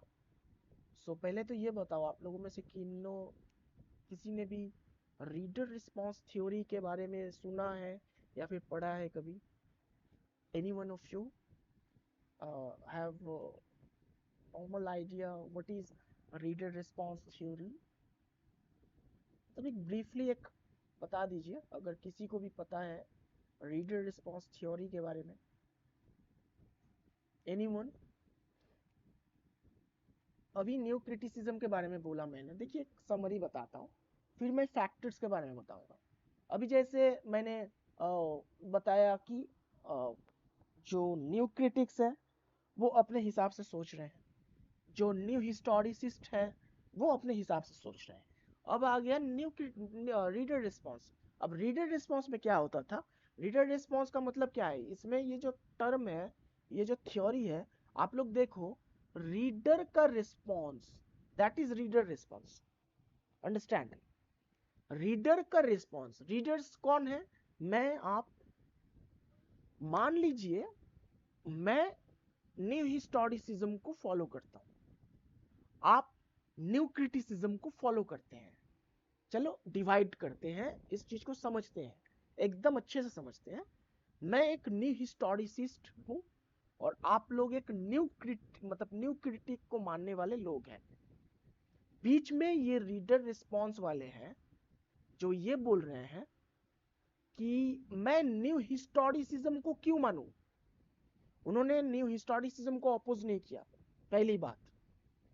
जैसे कि एस.टी. कॉलरिज ने कभी भी डायरेक्टली चार्ज नहीं किया विलियम वर्ड्सवर्थ को, बट उनके थ्योरीज ने विलियम वर्ड्सवर्थ के थ्योरीज को टक्कर दी एंड क्रिटिसिज्म के दायरे में विलियम वर्ड्सवर्थ आए। उनका जो वर्क है प्रीफेस टू लिरिकल वेलर, एंड एस.टी. कॉलरिज ने अपने वर्क में जो बोला बायोग्राफी लिटरेरिया में, मैं उस टॉपिक में बात कर रहा हूँ. सो बेसिकली आप लोगों को समझना पड़ेगा कि रीडर रिस्पॉन्स थ्योरी जो है, यहाँ पे जो भी नाम मैं लूंगा आगे जाके, वो कभी भी डायरेक्टली न्यू हिस्टोरिसिस्ट को टारगेट नहीं किए. According to them, yes, new historicist idea सही है, वो अपनी जगह पे सही है, मगर कुछ पॉइंट्स में चूक गए न्यू हिस्टोरिसिस्ट. वो तो एक मतलब रूल्स बता रहे हैं ना कि इसको समझो, इसको जानो, इसको मतलब बैकग्राउंड को समझो. उन्होंने एंड न्यू क्रिटिक्स ने कभी ये नहीं सोचा कि एक जो स्कॉलर होगा, एक जो रीडर होगा, वो क्या सोचता है एक टेक्स्ट को पढ़ के. वहां ये कम्युनिटी आता है. इसको मैं कम्युनिटी नहीं बोलूंगा, एक कम्युनिटी था रीडर रिस्पॉन्स थ्योरी में, जो कि उसका नाम है उस कम्युनिटी का क्या कहते हैं उसको, interpretationary theory, sorry interpretationary community. Interpretation जो लोग करते हैं उसका एक community. So those are reader responses aspects. Actually reader response में कोई एक प्रोमिनेंट फिगर मैं नहीं बोलूंगा कि ऐसा है जैसे कि ग्रीन ब्लड वगैरह, नहीं. रीडर रिस्पॉन्स थ्योरी में 4-5 लोग हैं जिनका नाम मैं आज आप लोगों को समझाऊंगा. और अकॉर्डिंग टू देम, जो रीडर पढ़ रहा है एक टेक्स्ट को, उसको ये राइट्स है कि वो किस एस्पेक्ट्स में सोचे. वो एक टेक्स्ट को उसके लिंग्विस्टिक फॉर्म में जज करे, या फिर उस टेक्स्ट को हिस्टोरिकल फॉर्म में जज करे. क्योंकि देखिए, अगर न्यू क्रिटिसिज्म की बात की जाए, आप सिर्फ न्यू क्रिटिसिज्म को अगर मानोगे तो everything inside of the text. Deconstructionist एक थे, जैक्स दरिदा, उनका याद आ गया मुझे, तो वो भी तो यही कहा था ना उन्होंने कि nothing is outside of the text. मैं गलत बोल रहा हूँ? ऐसे ही कहा था ना वो Jacques Derrida sir, nothing is outside of the text. Everything is inside in the text. Yes, तो हम लोग उनको ये नहीं बोल सकते कि वो न्यू क्रिटिक्स थे. उनका थॉट न्यू क्रिटिक नहीं हो सकता, क्योंकि his signifier signified theory is something different. That is why he talked about difference. So मैं स्ट्रक्चरलिज्म, पोस्ट स्ट्रक्चरलिज्म, रिकंस्ट्रक्शन में नहीं जाना चाहता. मैं जस्ट आपको एक एग्जांपल दे रहा हूँ कि उन्होंने तो बोला कि everything is inside of the text, nothing is outside of the text. But उनके अप्रोचेस ने, उनके आइडियाज ने ये भी मतलब न्यू हिस्टोरिसिज्म को भी मतलब उन्होंने ये भी कहा कि बैकग्राउंड को भी जानना चाहिए. उन्होंने कभी भी इस चीज को नेग्लेक्ट नहीं किया. उनको न्यू हिस्टोरिसिज्म के बारे में भी पता था, न्यू क्रिटिसिज्म के बारे में भी पता था, मगर वो अपने डिकंस्ट्रक्शन थ्योरी पे ज्यादा फोकस दे रहे थे. इसलिए उनको फादर फिगर माना जाता है डिकंस्ट्रक्शन में. और रीडर रिस्पॉन्स क्या किया, वो आगे उदय हुआ उनका, और सबसे ज्यादा उन्होंने अगर किसी का क्रिटिसाइज किया, वो है न्यू क्रिटिसिज्म. अगर कोई राइवल था तो वो है न्यू क्रिटिसिज्म. तो अब रीडर रिस्पॉन्स बोल रहे हैं तो न्यू क्रिटिसिज्म के यहाँ से तो कोई बोलेगा. वहां पे क्लिंथ ब्रुक थे, वहां पे और कौन थे, जेसी रैंसम सर थे. आपको याद है मैंने बताया था न्यू क्रिटिसिज्म में एक मतलब आया था ना वो, उनका एक वर्क था, एक सेमिनल ऐसे, क्रिटिसिज्म डॉट INC ऐसे करके एक वर्क था ना, जहाँ पे एक कम्युनिटी था, जहाँ पे मतलब बहुत सारे लोग, रोनाल्ड बर्ट बोलिए, क्लिंथ ब्रुक बोलिए, सारे लोग मतलब उस आइडिया को फॉलो करते थे, इवन सारे मिलकर ही काम करते थे न्यू क्रिटिसिज्म के ऊपर. आई am talking about new criticism. So basically जो जो चार्जेस रीडर रिस्पॉन्स ने लगाया, वो चार्जेस को मतलब सामने से आके कौन सही किया, जितने भी न्यू क्रिटिक्स थे, रोनाल्ड बर्थ बोलिए, या फिर आप क्लिंथ ब्रुक बोलिए, या फिर जेसी रैंसम सर बोलिए. So I am not direct contact connecting them with this theory, but the fact is what actually reader response theory says.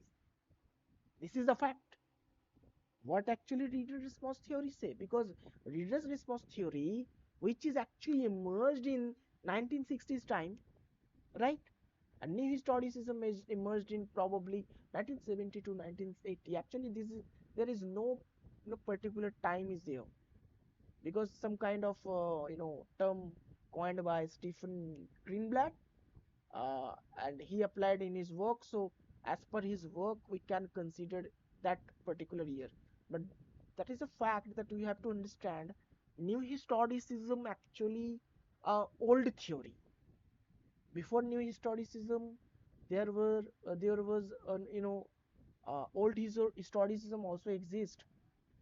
So reader response theory is not actually opposing them, but also they are opposing new criticism. So in 1960s, the theory emerged, and uh, in 1960 to 1970s, in that time, as a reaction against what? Formalist movement. Formalism बताया मैंने आप लोगों को, formalist movement and structuralist approaches. Structuralism याद है?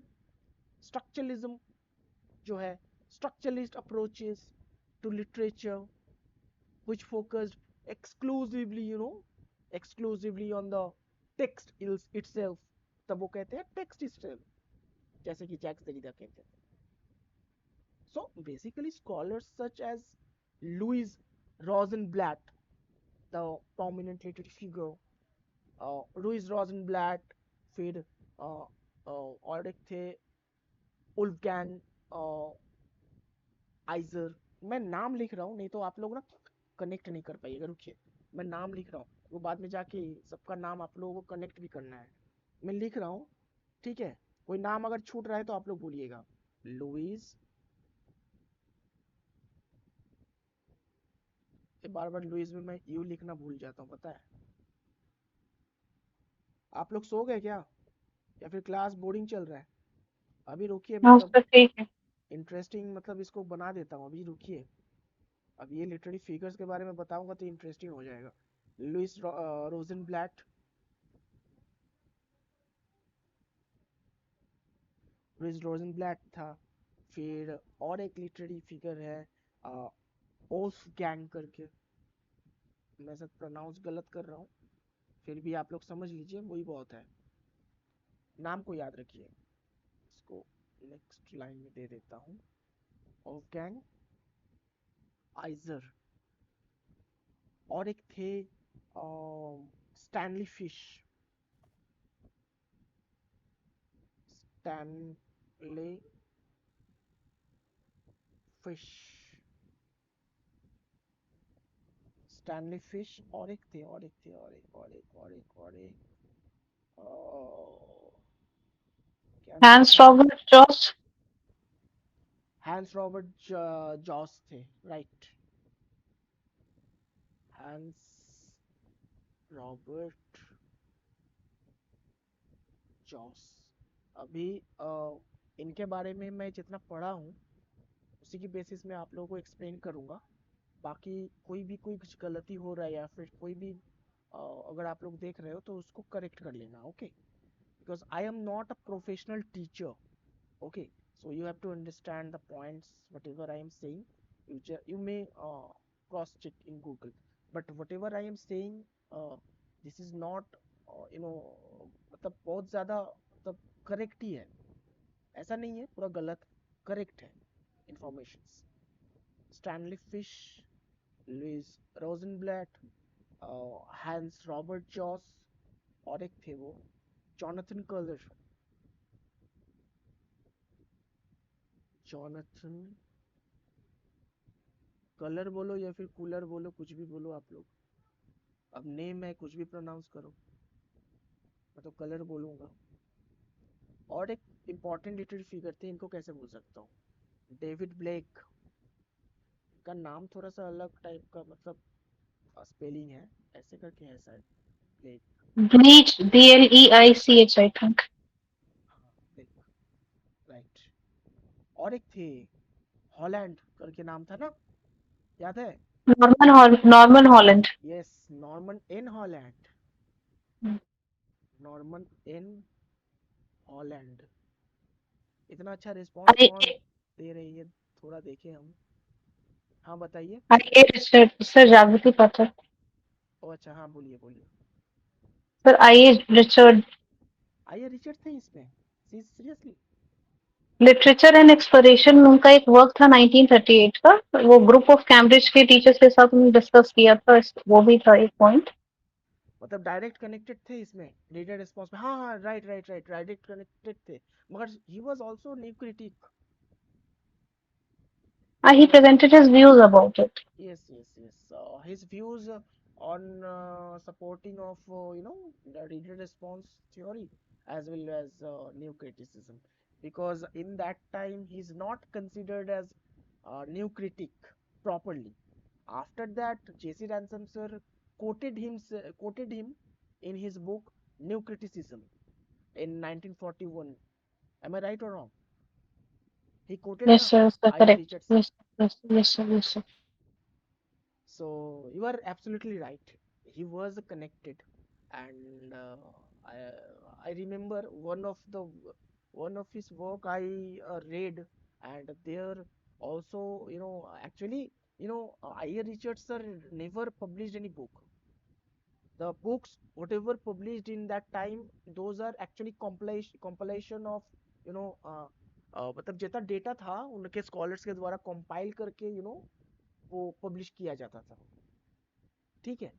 सो ऐसे ही मतलब होता था उस टाइम पे।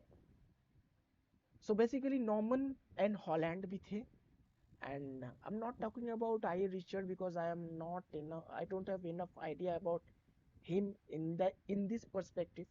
So if you have then you may explain. और एक थे टाइसन थे शायद। टाइसन करके एक थे ना, Lois Tyson. Jane Tompkins. Lois Tyson बहुत, इसको सेपरेट करता हूँ मैं, ये बहुत अलग टाइप के मतलब थे। ठीक है। एक लेडी थी, और इनका तो अलग ही सोच था। इनका मतलब सब कुछ मिक्सचर सोच था। ठीक है। ये कुछ मतलब मैं डिस्कस करने वाला हूँ आज, कि ये कुछ बेसिक मतलब जो है वो मतलब लिटरेरी फिगर्स है for reader response theory. Okay. So basically it was emerged in 1970s time, as you know. And you know reader response theory has since been applied to various literary genres, and has had a significant impact on literary criticism and interpretation. A reader response theory is a kind of literary theory that also focuses on the reader's experiences of a text, whatever they read, of a text as the primary source of meaning.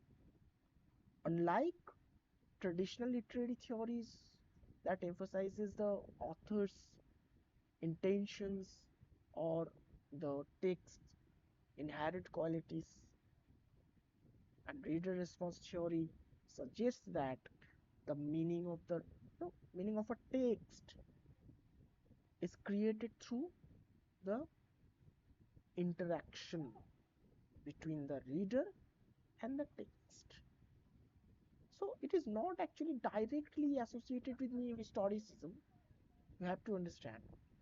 And it can intersect intersect with new historicist analysis in several ways, if I say. And in new historicist analysis typically uh, you know focuses on the historical context and cultural dynamics surrounding the text. And reader response theory offers valuable insights into the ways in which readers engage with the make sense of literature. And by considering these, reader response alongside historical context and textual details, scholars can develop richer and more nuanced interpretations of literary workers. अब बताइए ऐसे ऐसे prompt आएंगे security का, suddenly आ गया। मैं screen देख के ऐसे समझा रहा था, मैं तो डर गया यार, मतलब सच में सोचा क्या हुआ, तो बैटरी चला गया क्या। Anyways, so this is the fact I'm just talking about. Some key points if I say, like इसमें से रीडर रिस्पॉन्स थ्योरम में कुछ की पॉइंट्स है, जैसे कि एक्टिव रीडर के बारे में बोला गया, सब्जेक्टिविटी के बारे में बोला गया, ट्रांजैक्शन मॉडल के बारे में बोला गया, फिर हॉराइजन ऑफ एक्सपीरियंसेस के बारे में बोला गया, फिर मैं अगर बोलूँ सपोज मल्टीप्लिसिटी ऑफ मीनिंग्स के बारे में बोला गया। So these are actually aspects, these are points, these are factors. Okay,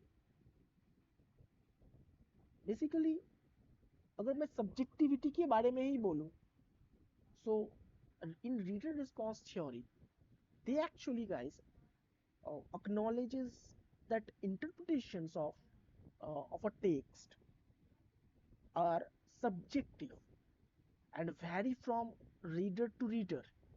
Suppose I am a reader and you are a reader, so this is also vary।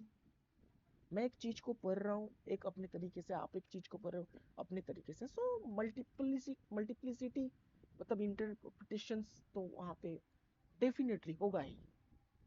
मैं अगर new criticism के perspective से अगर चीजों को देख रहा हूँ, it doesn't mean that you will do the same.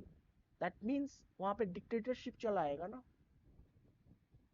वहाँ पे एकदम से डिक्टेटरशिप चला आएगा। एंड इन लिटरेचर में ये डिक्टेटरशिप नहीं होता है।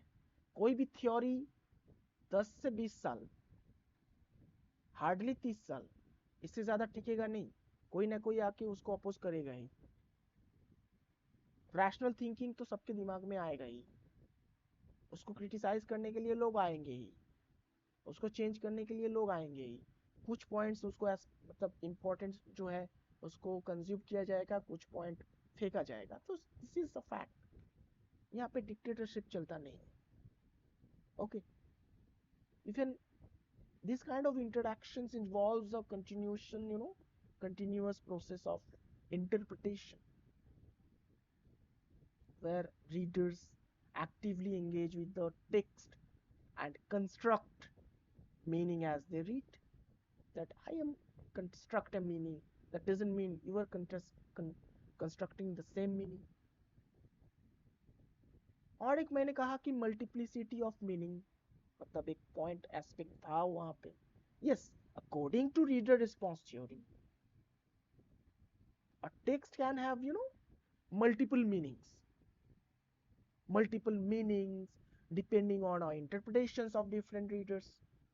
Between us, me and you, whatever I am reading, whatever I read in before, that doesn't mean you read the particular work and you are thinking as I am thinking. It doesn't mean that I am explaining the theory, you are just listening to me. That doesn't mean that you will copy whatever I said.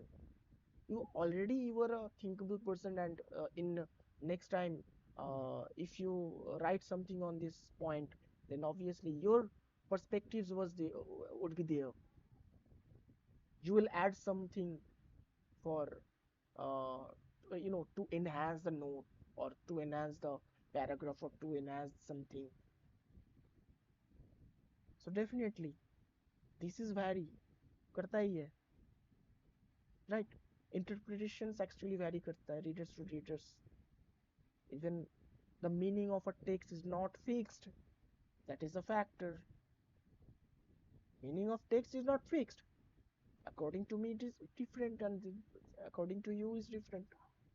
So meaning of text is not fixed according to them, reader response. Or if I say predetermined, predetermined भी नहीं हो सकता ये चीज, but is continually negotiated and reinterpreted by readers, ये हो सकता है। फिर मैंने कहा कि और एक क्या पॉइंट कहा मैंने, क्या पॉइंट कहा मैंने, हॉराइजोनल करके कुछ कहा ना, हॉराइजन ऑफ एक्सपेक्टेशंस करके कुछ कहा ना। एक्चुअली उस पर्सपेक्टिव में, in that particular perspective, readers approach a text with certain expectations based on the prior knowledge, cultural background, and literary conventions. So basically, reader response theory considers how these kind of expectations influence the reader's interpretations of their text and shape their understanding of its meaning, right? So this is the fact. And one more thing is multiplicity of meaning. I have already explained that. So these are the aspects. Okay, these are actually aspects. And in active reader, guys, uh, they talked about active reader, they talked about subjectivity, transaction model. So in these aspects, आप कोई भी work ले लो ना, चलो कोई एक work का एक एग्जांपल ही दो आप लोग, विलियम शेक्सपियर का दो सबसे मतलब फेमस प्ले बताइए आप, जो आप लोगों ने पढ़ा है, सबसे फेमस प्ले बताइए, सबसे famous play. Hamlet. Yes, Hamlet, great. And और एक, Hamlet and Othello. Othello, great. And और कुछ, मैकबेथ। Macbeth. Macbeth, great. अच्छे अच्छे मतलब एग्जांपल्स आ रहे हैं। King Lear. Yes, Romeo and Juliet नहीं भूलिएगा। Romeo and Juliet. Twelfth Night. Yes, Tempest. Tempest. Great. अच्छा, एक एक इंटरेस्टिंग क्वेश्चन पूछता हूँ यहाँ पे, जबकि यही से नेट के कुछ मतलब मेरे दोस्त एंड यहाँ पे मेरे कुछ स्टूडेंट्स भी हैं, तो एक इंटरेस्टिंग फैक्ट आपसे पूछता हूँ, बताइएगा कि विलियम शेक्सपियर ने कितने अवार्ड्स जीते थे, हाउ मेनी अवार्ड्स और how many prizes he got, बताइए तो।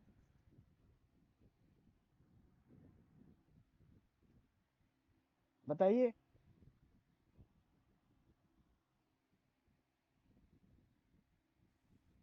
आप लोगों को एक बात बोलूं, आप लोग सोच में पड़ गए। विलियम शेक्सपियर ने कोई अवार्ड नहीं जीता था, ना तो उसने कोई अवार्ड जीता था, ना तो उनको कोई प्राइज मिला था, ना तो कुछ भी मिला था। उन्होंने बस अपना वर्क लिखा था, लिख के चले गए थे वो। क्योंकि उस टाइम पे उस एज में कोई भी ऐसा वर्ड मतलब अवार्ड वगैरह या फिर कोई भी ऐसा कुछ मान लीजिए कुछ भी ऐसा प्राइज वगैरह था ही नहीं, तो उनको कुछ मिला ही नहीं। उनके मरने के बाद उनके वर्क्स में बहुत सारे इंटरप्रिटेशंस हुए, बहुत लोग वर्क लिखे, तो उनको अवार्ड जरूर मिला, उनको प्राइजेस जरूर मिले। विलियम शेक्सपियर को जीरो, कुछ नहीं मिला, सिर्फ फेम मिला, फेम। समझ रहे हो आप लोग? मैंने इसीलिए पूछा क्योंकि ये कुछ कुछ छोटी छोटी चीजें हम लोग को याद रखनी बहुत जरूरी है। सो जैसे कि आप लोगों ने कहा मैकबेथ, चलो guys let's analyse this Macbeth. चलो, ओपनिंग लाइन एक है ना मैकबेथ का, when shall we And when found shall we foul see despair meet again? when we shall meet again. Yes, in thunder, lightning or in rain. सो इसमें अगर active reader को add करूं तो कैसे मतलब होगा, आप सोचो। In active reader perspective, according to me, readers actually encountering these lines may intermediately, be drawn into the scene, wondering about the, identities of the speakers and the context of their conversations. This is the conversations. So I'm talking about that.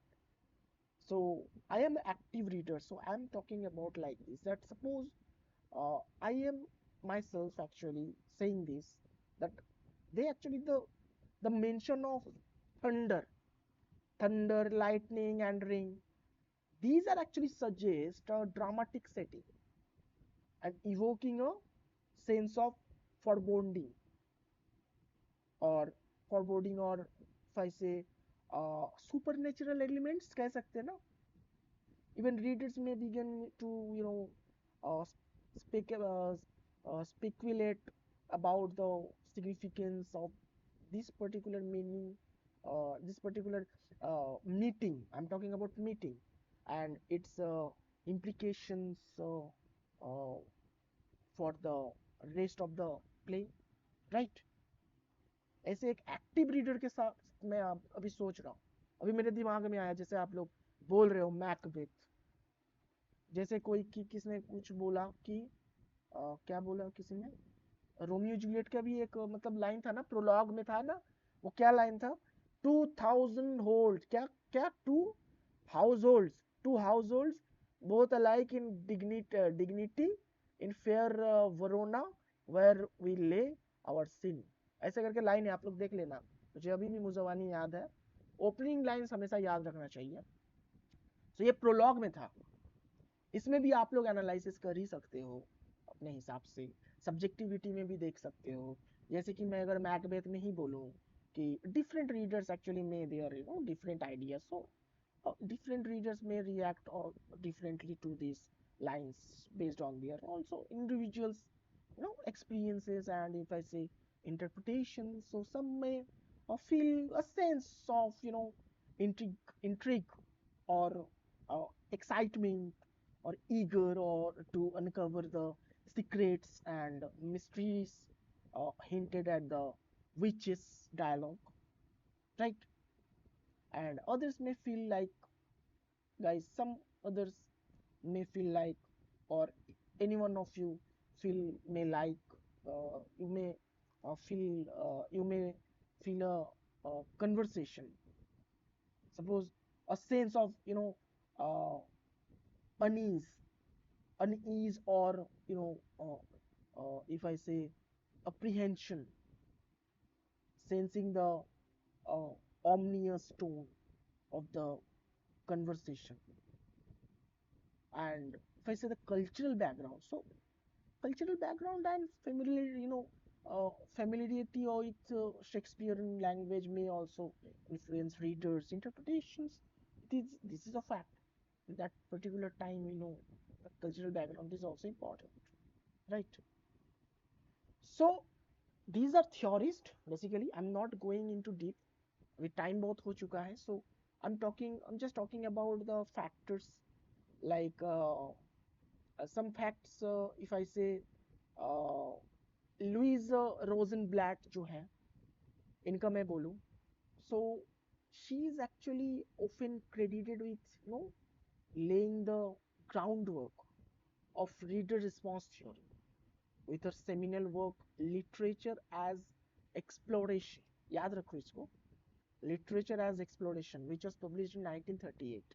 And she actually emphasized the importance of the reader's subjective experiences in interpreting a text, and introduced the concept of the transaction theory of reading, which actually highlights the what dynamic interaction between the reader and text. Simple.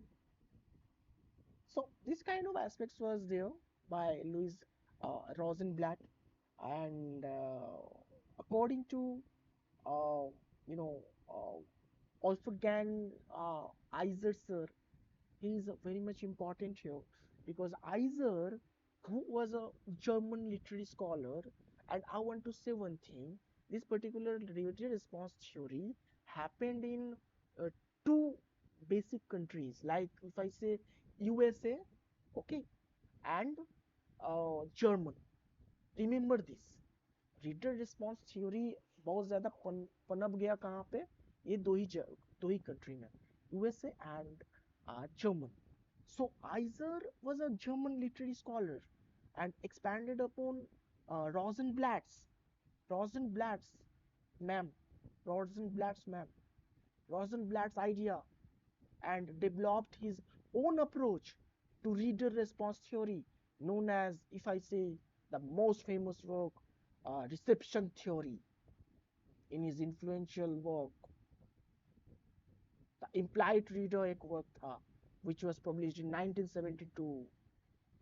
Iser explored how readers fill in, gaps and ambiguities in the text to create meaning, emphasizing the role of the teacher's imagination and creativity in interpretation. और एक थे जो कि यहाँ पे आप लोग देख ही सकते हो कि हंस रॉबर्ट जॉस, जो एक मैम ने अभी थोड़ी देर पहले कहा, I really forgot him. Basically this particularly literary worker, I mean to say the reader response theorist, Joss, another German literary theorist. मैं ये भी बोलता हूँ, ये भी एक German literary theorist थे, and who is actually known for his contributions of reception theory and reader response theory.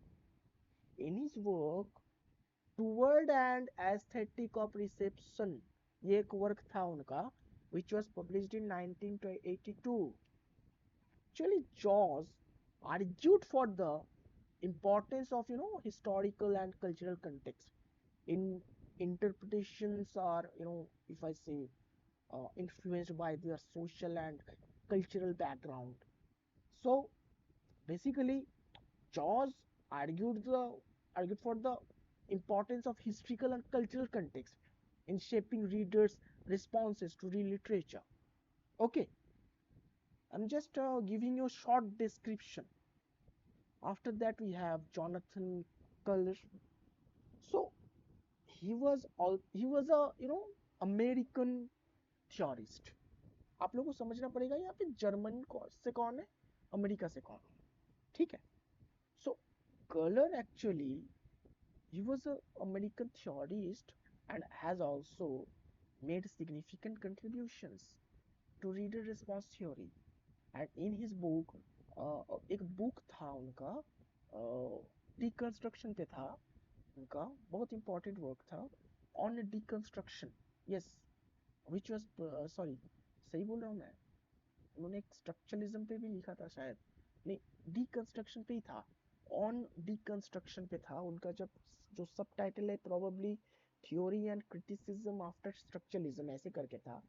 सो इसीलिए मैं मतलब स्ट्रक्चरलिज्म एंड डिकंस्ट्रक्शन में शायद मतलब ये हो जा रहा हूँ. आप लोग फिर भी गूगल चेक कर लीजिएगा, क्रॉस चेक एक बार कर लीजिएगा. और ये बुक जो है ना, ये बुक पब्लिश हुआ था 1982 में, ठीक है. And Color actually explored the relationship between what, text and reader, like reader response. That is why he was, I just included in this particular list. And he was actually also arguing that readers actively construct meaning through their interpretations of their text.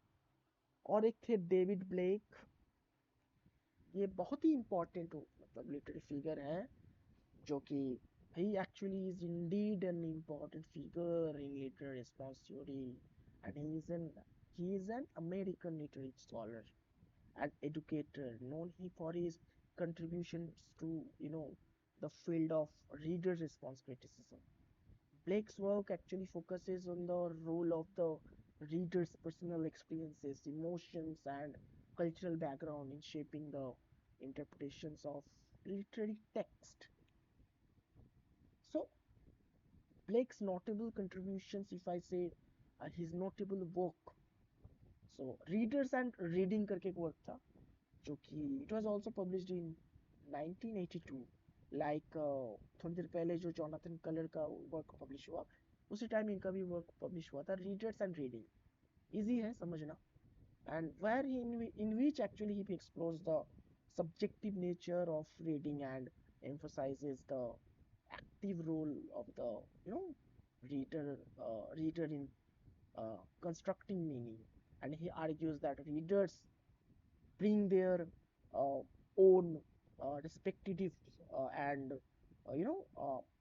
preconceptions to the reading processes, which influences their understanding and responses to a text. And Blake challenges the idea of a fixed or objective meaning in literature and suggesting instead that meaning is continually continuously मतलब मैं बताना चाहता हूँ negotiated and reinterpreted by individuals reader. So this kind of approaches by him, Norman in Holland जो ये sir है, ये भी आप लोग देखिए, ये भी एक थे वो जो आप लोग से समझ लीजिए कि ही actually was a significant literary figure in reader response theory and particularly known for his work psychoanalytic approaches to literature. So I'm not going into deep. Actually, he approaches to reader response theory was deeply influenced by psychoanalytic theory. Particularly, if I say the work of Sigmund Freud, sir, or Jacques Lacan, sir, मैंने कहा Jacques Lacan, sir, or he explored how readers' unconscious desires, anxiety, and defenses shape their interpretations of the literature. And one of Holland's, most influential work is The Dynamics of Literary Response, which was published in 1968, in which he actually introduced the of concept of what? Personal reading codes. This is the concept where actually he argues that readers, bring their own unconscious biases and psychological tendencies to the reading process, which influence how they interpret and respond to the text. These personal, reading codes actually are shaped by factors such as childhood experiences or cultural background and individual responses traits. So Holland's actually work challenged the notion of objective literary meaning and emphasized the importance of considering the reader's subjective experience in literary interpretations.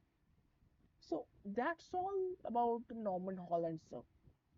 और एक जो थे ये जो लॉयस Tyson है बहुत important है, ये अलग है इसलिए कि she actually classified total 5 parts of reader response theory. She was also professor. अब वो जो 5 वो जो उन्होंने कहा वो क्या थे? ट्रांजैक्शन रीडर रिस्पॉन्स थ्योरी था एक पहला, दूसरा था इफेक्टिव स्टाइलिस्टिक्स, तीसरा था सब्जेक्टिव रीडर रिस्पॉन्स थ्योरी, चौथा था साइकोलॉजिकल रीडर रिस्पॉन्स थ्योरी, पांचवा था सोशल रीडर रिस्पॉन्स थ्योरी. ये पांचों था रीडर रिस्पॉन्स थ्योरी के ऊपर और एक डेडिकेटेड मैं अभी क्लास या फिर सेशन में ले लूँगा. आज अगर बोलते गया मैं तो मुझे लगता है मेरे अंदर से मतलब एक बहुत कुछ निकल जाएगा इसके रिलेटेड. मैं और डीप नहीं जाना चाहता, बहुत ज़्यादा गहराई में नहीं जाना चाहता. इससे क्या होगा, आप लोगों को भी नींद आ रहा है. इवन मैंने अभी तक डिनर नहीं किया है और 12 बज गया तो मैं डिनर कर भी नहीं पाऊँगा क्योंकि सोमवार आ जाएगा. ठीक है, सो बेसिकली आज यहीं तक रहने देते हैं. ठीक है, बहुत हो गया. नेक्स्ट रीडर रिस्पॉन्स थ्योरी को और भी सर डिटेल में समझाऊंगा. हाँ बोलिए. सर इस पे रॉलन बार्था को भी कोट कर सकते हैं दैट ही क्रिटिसाइज्ड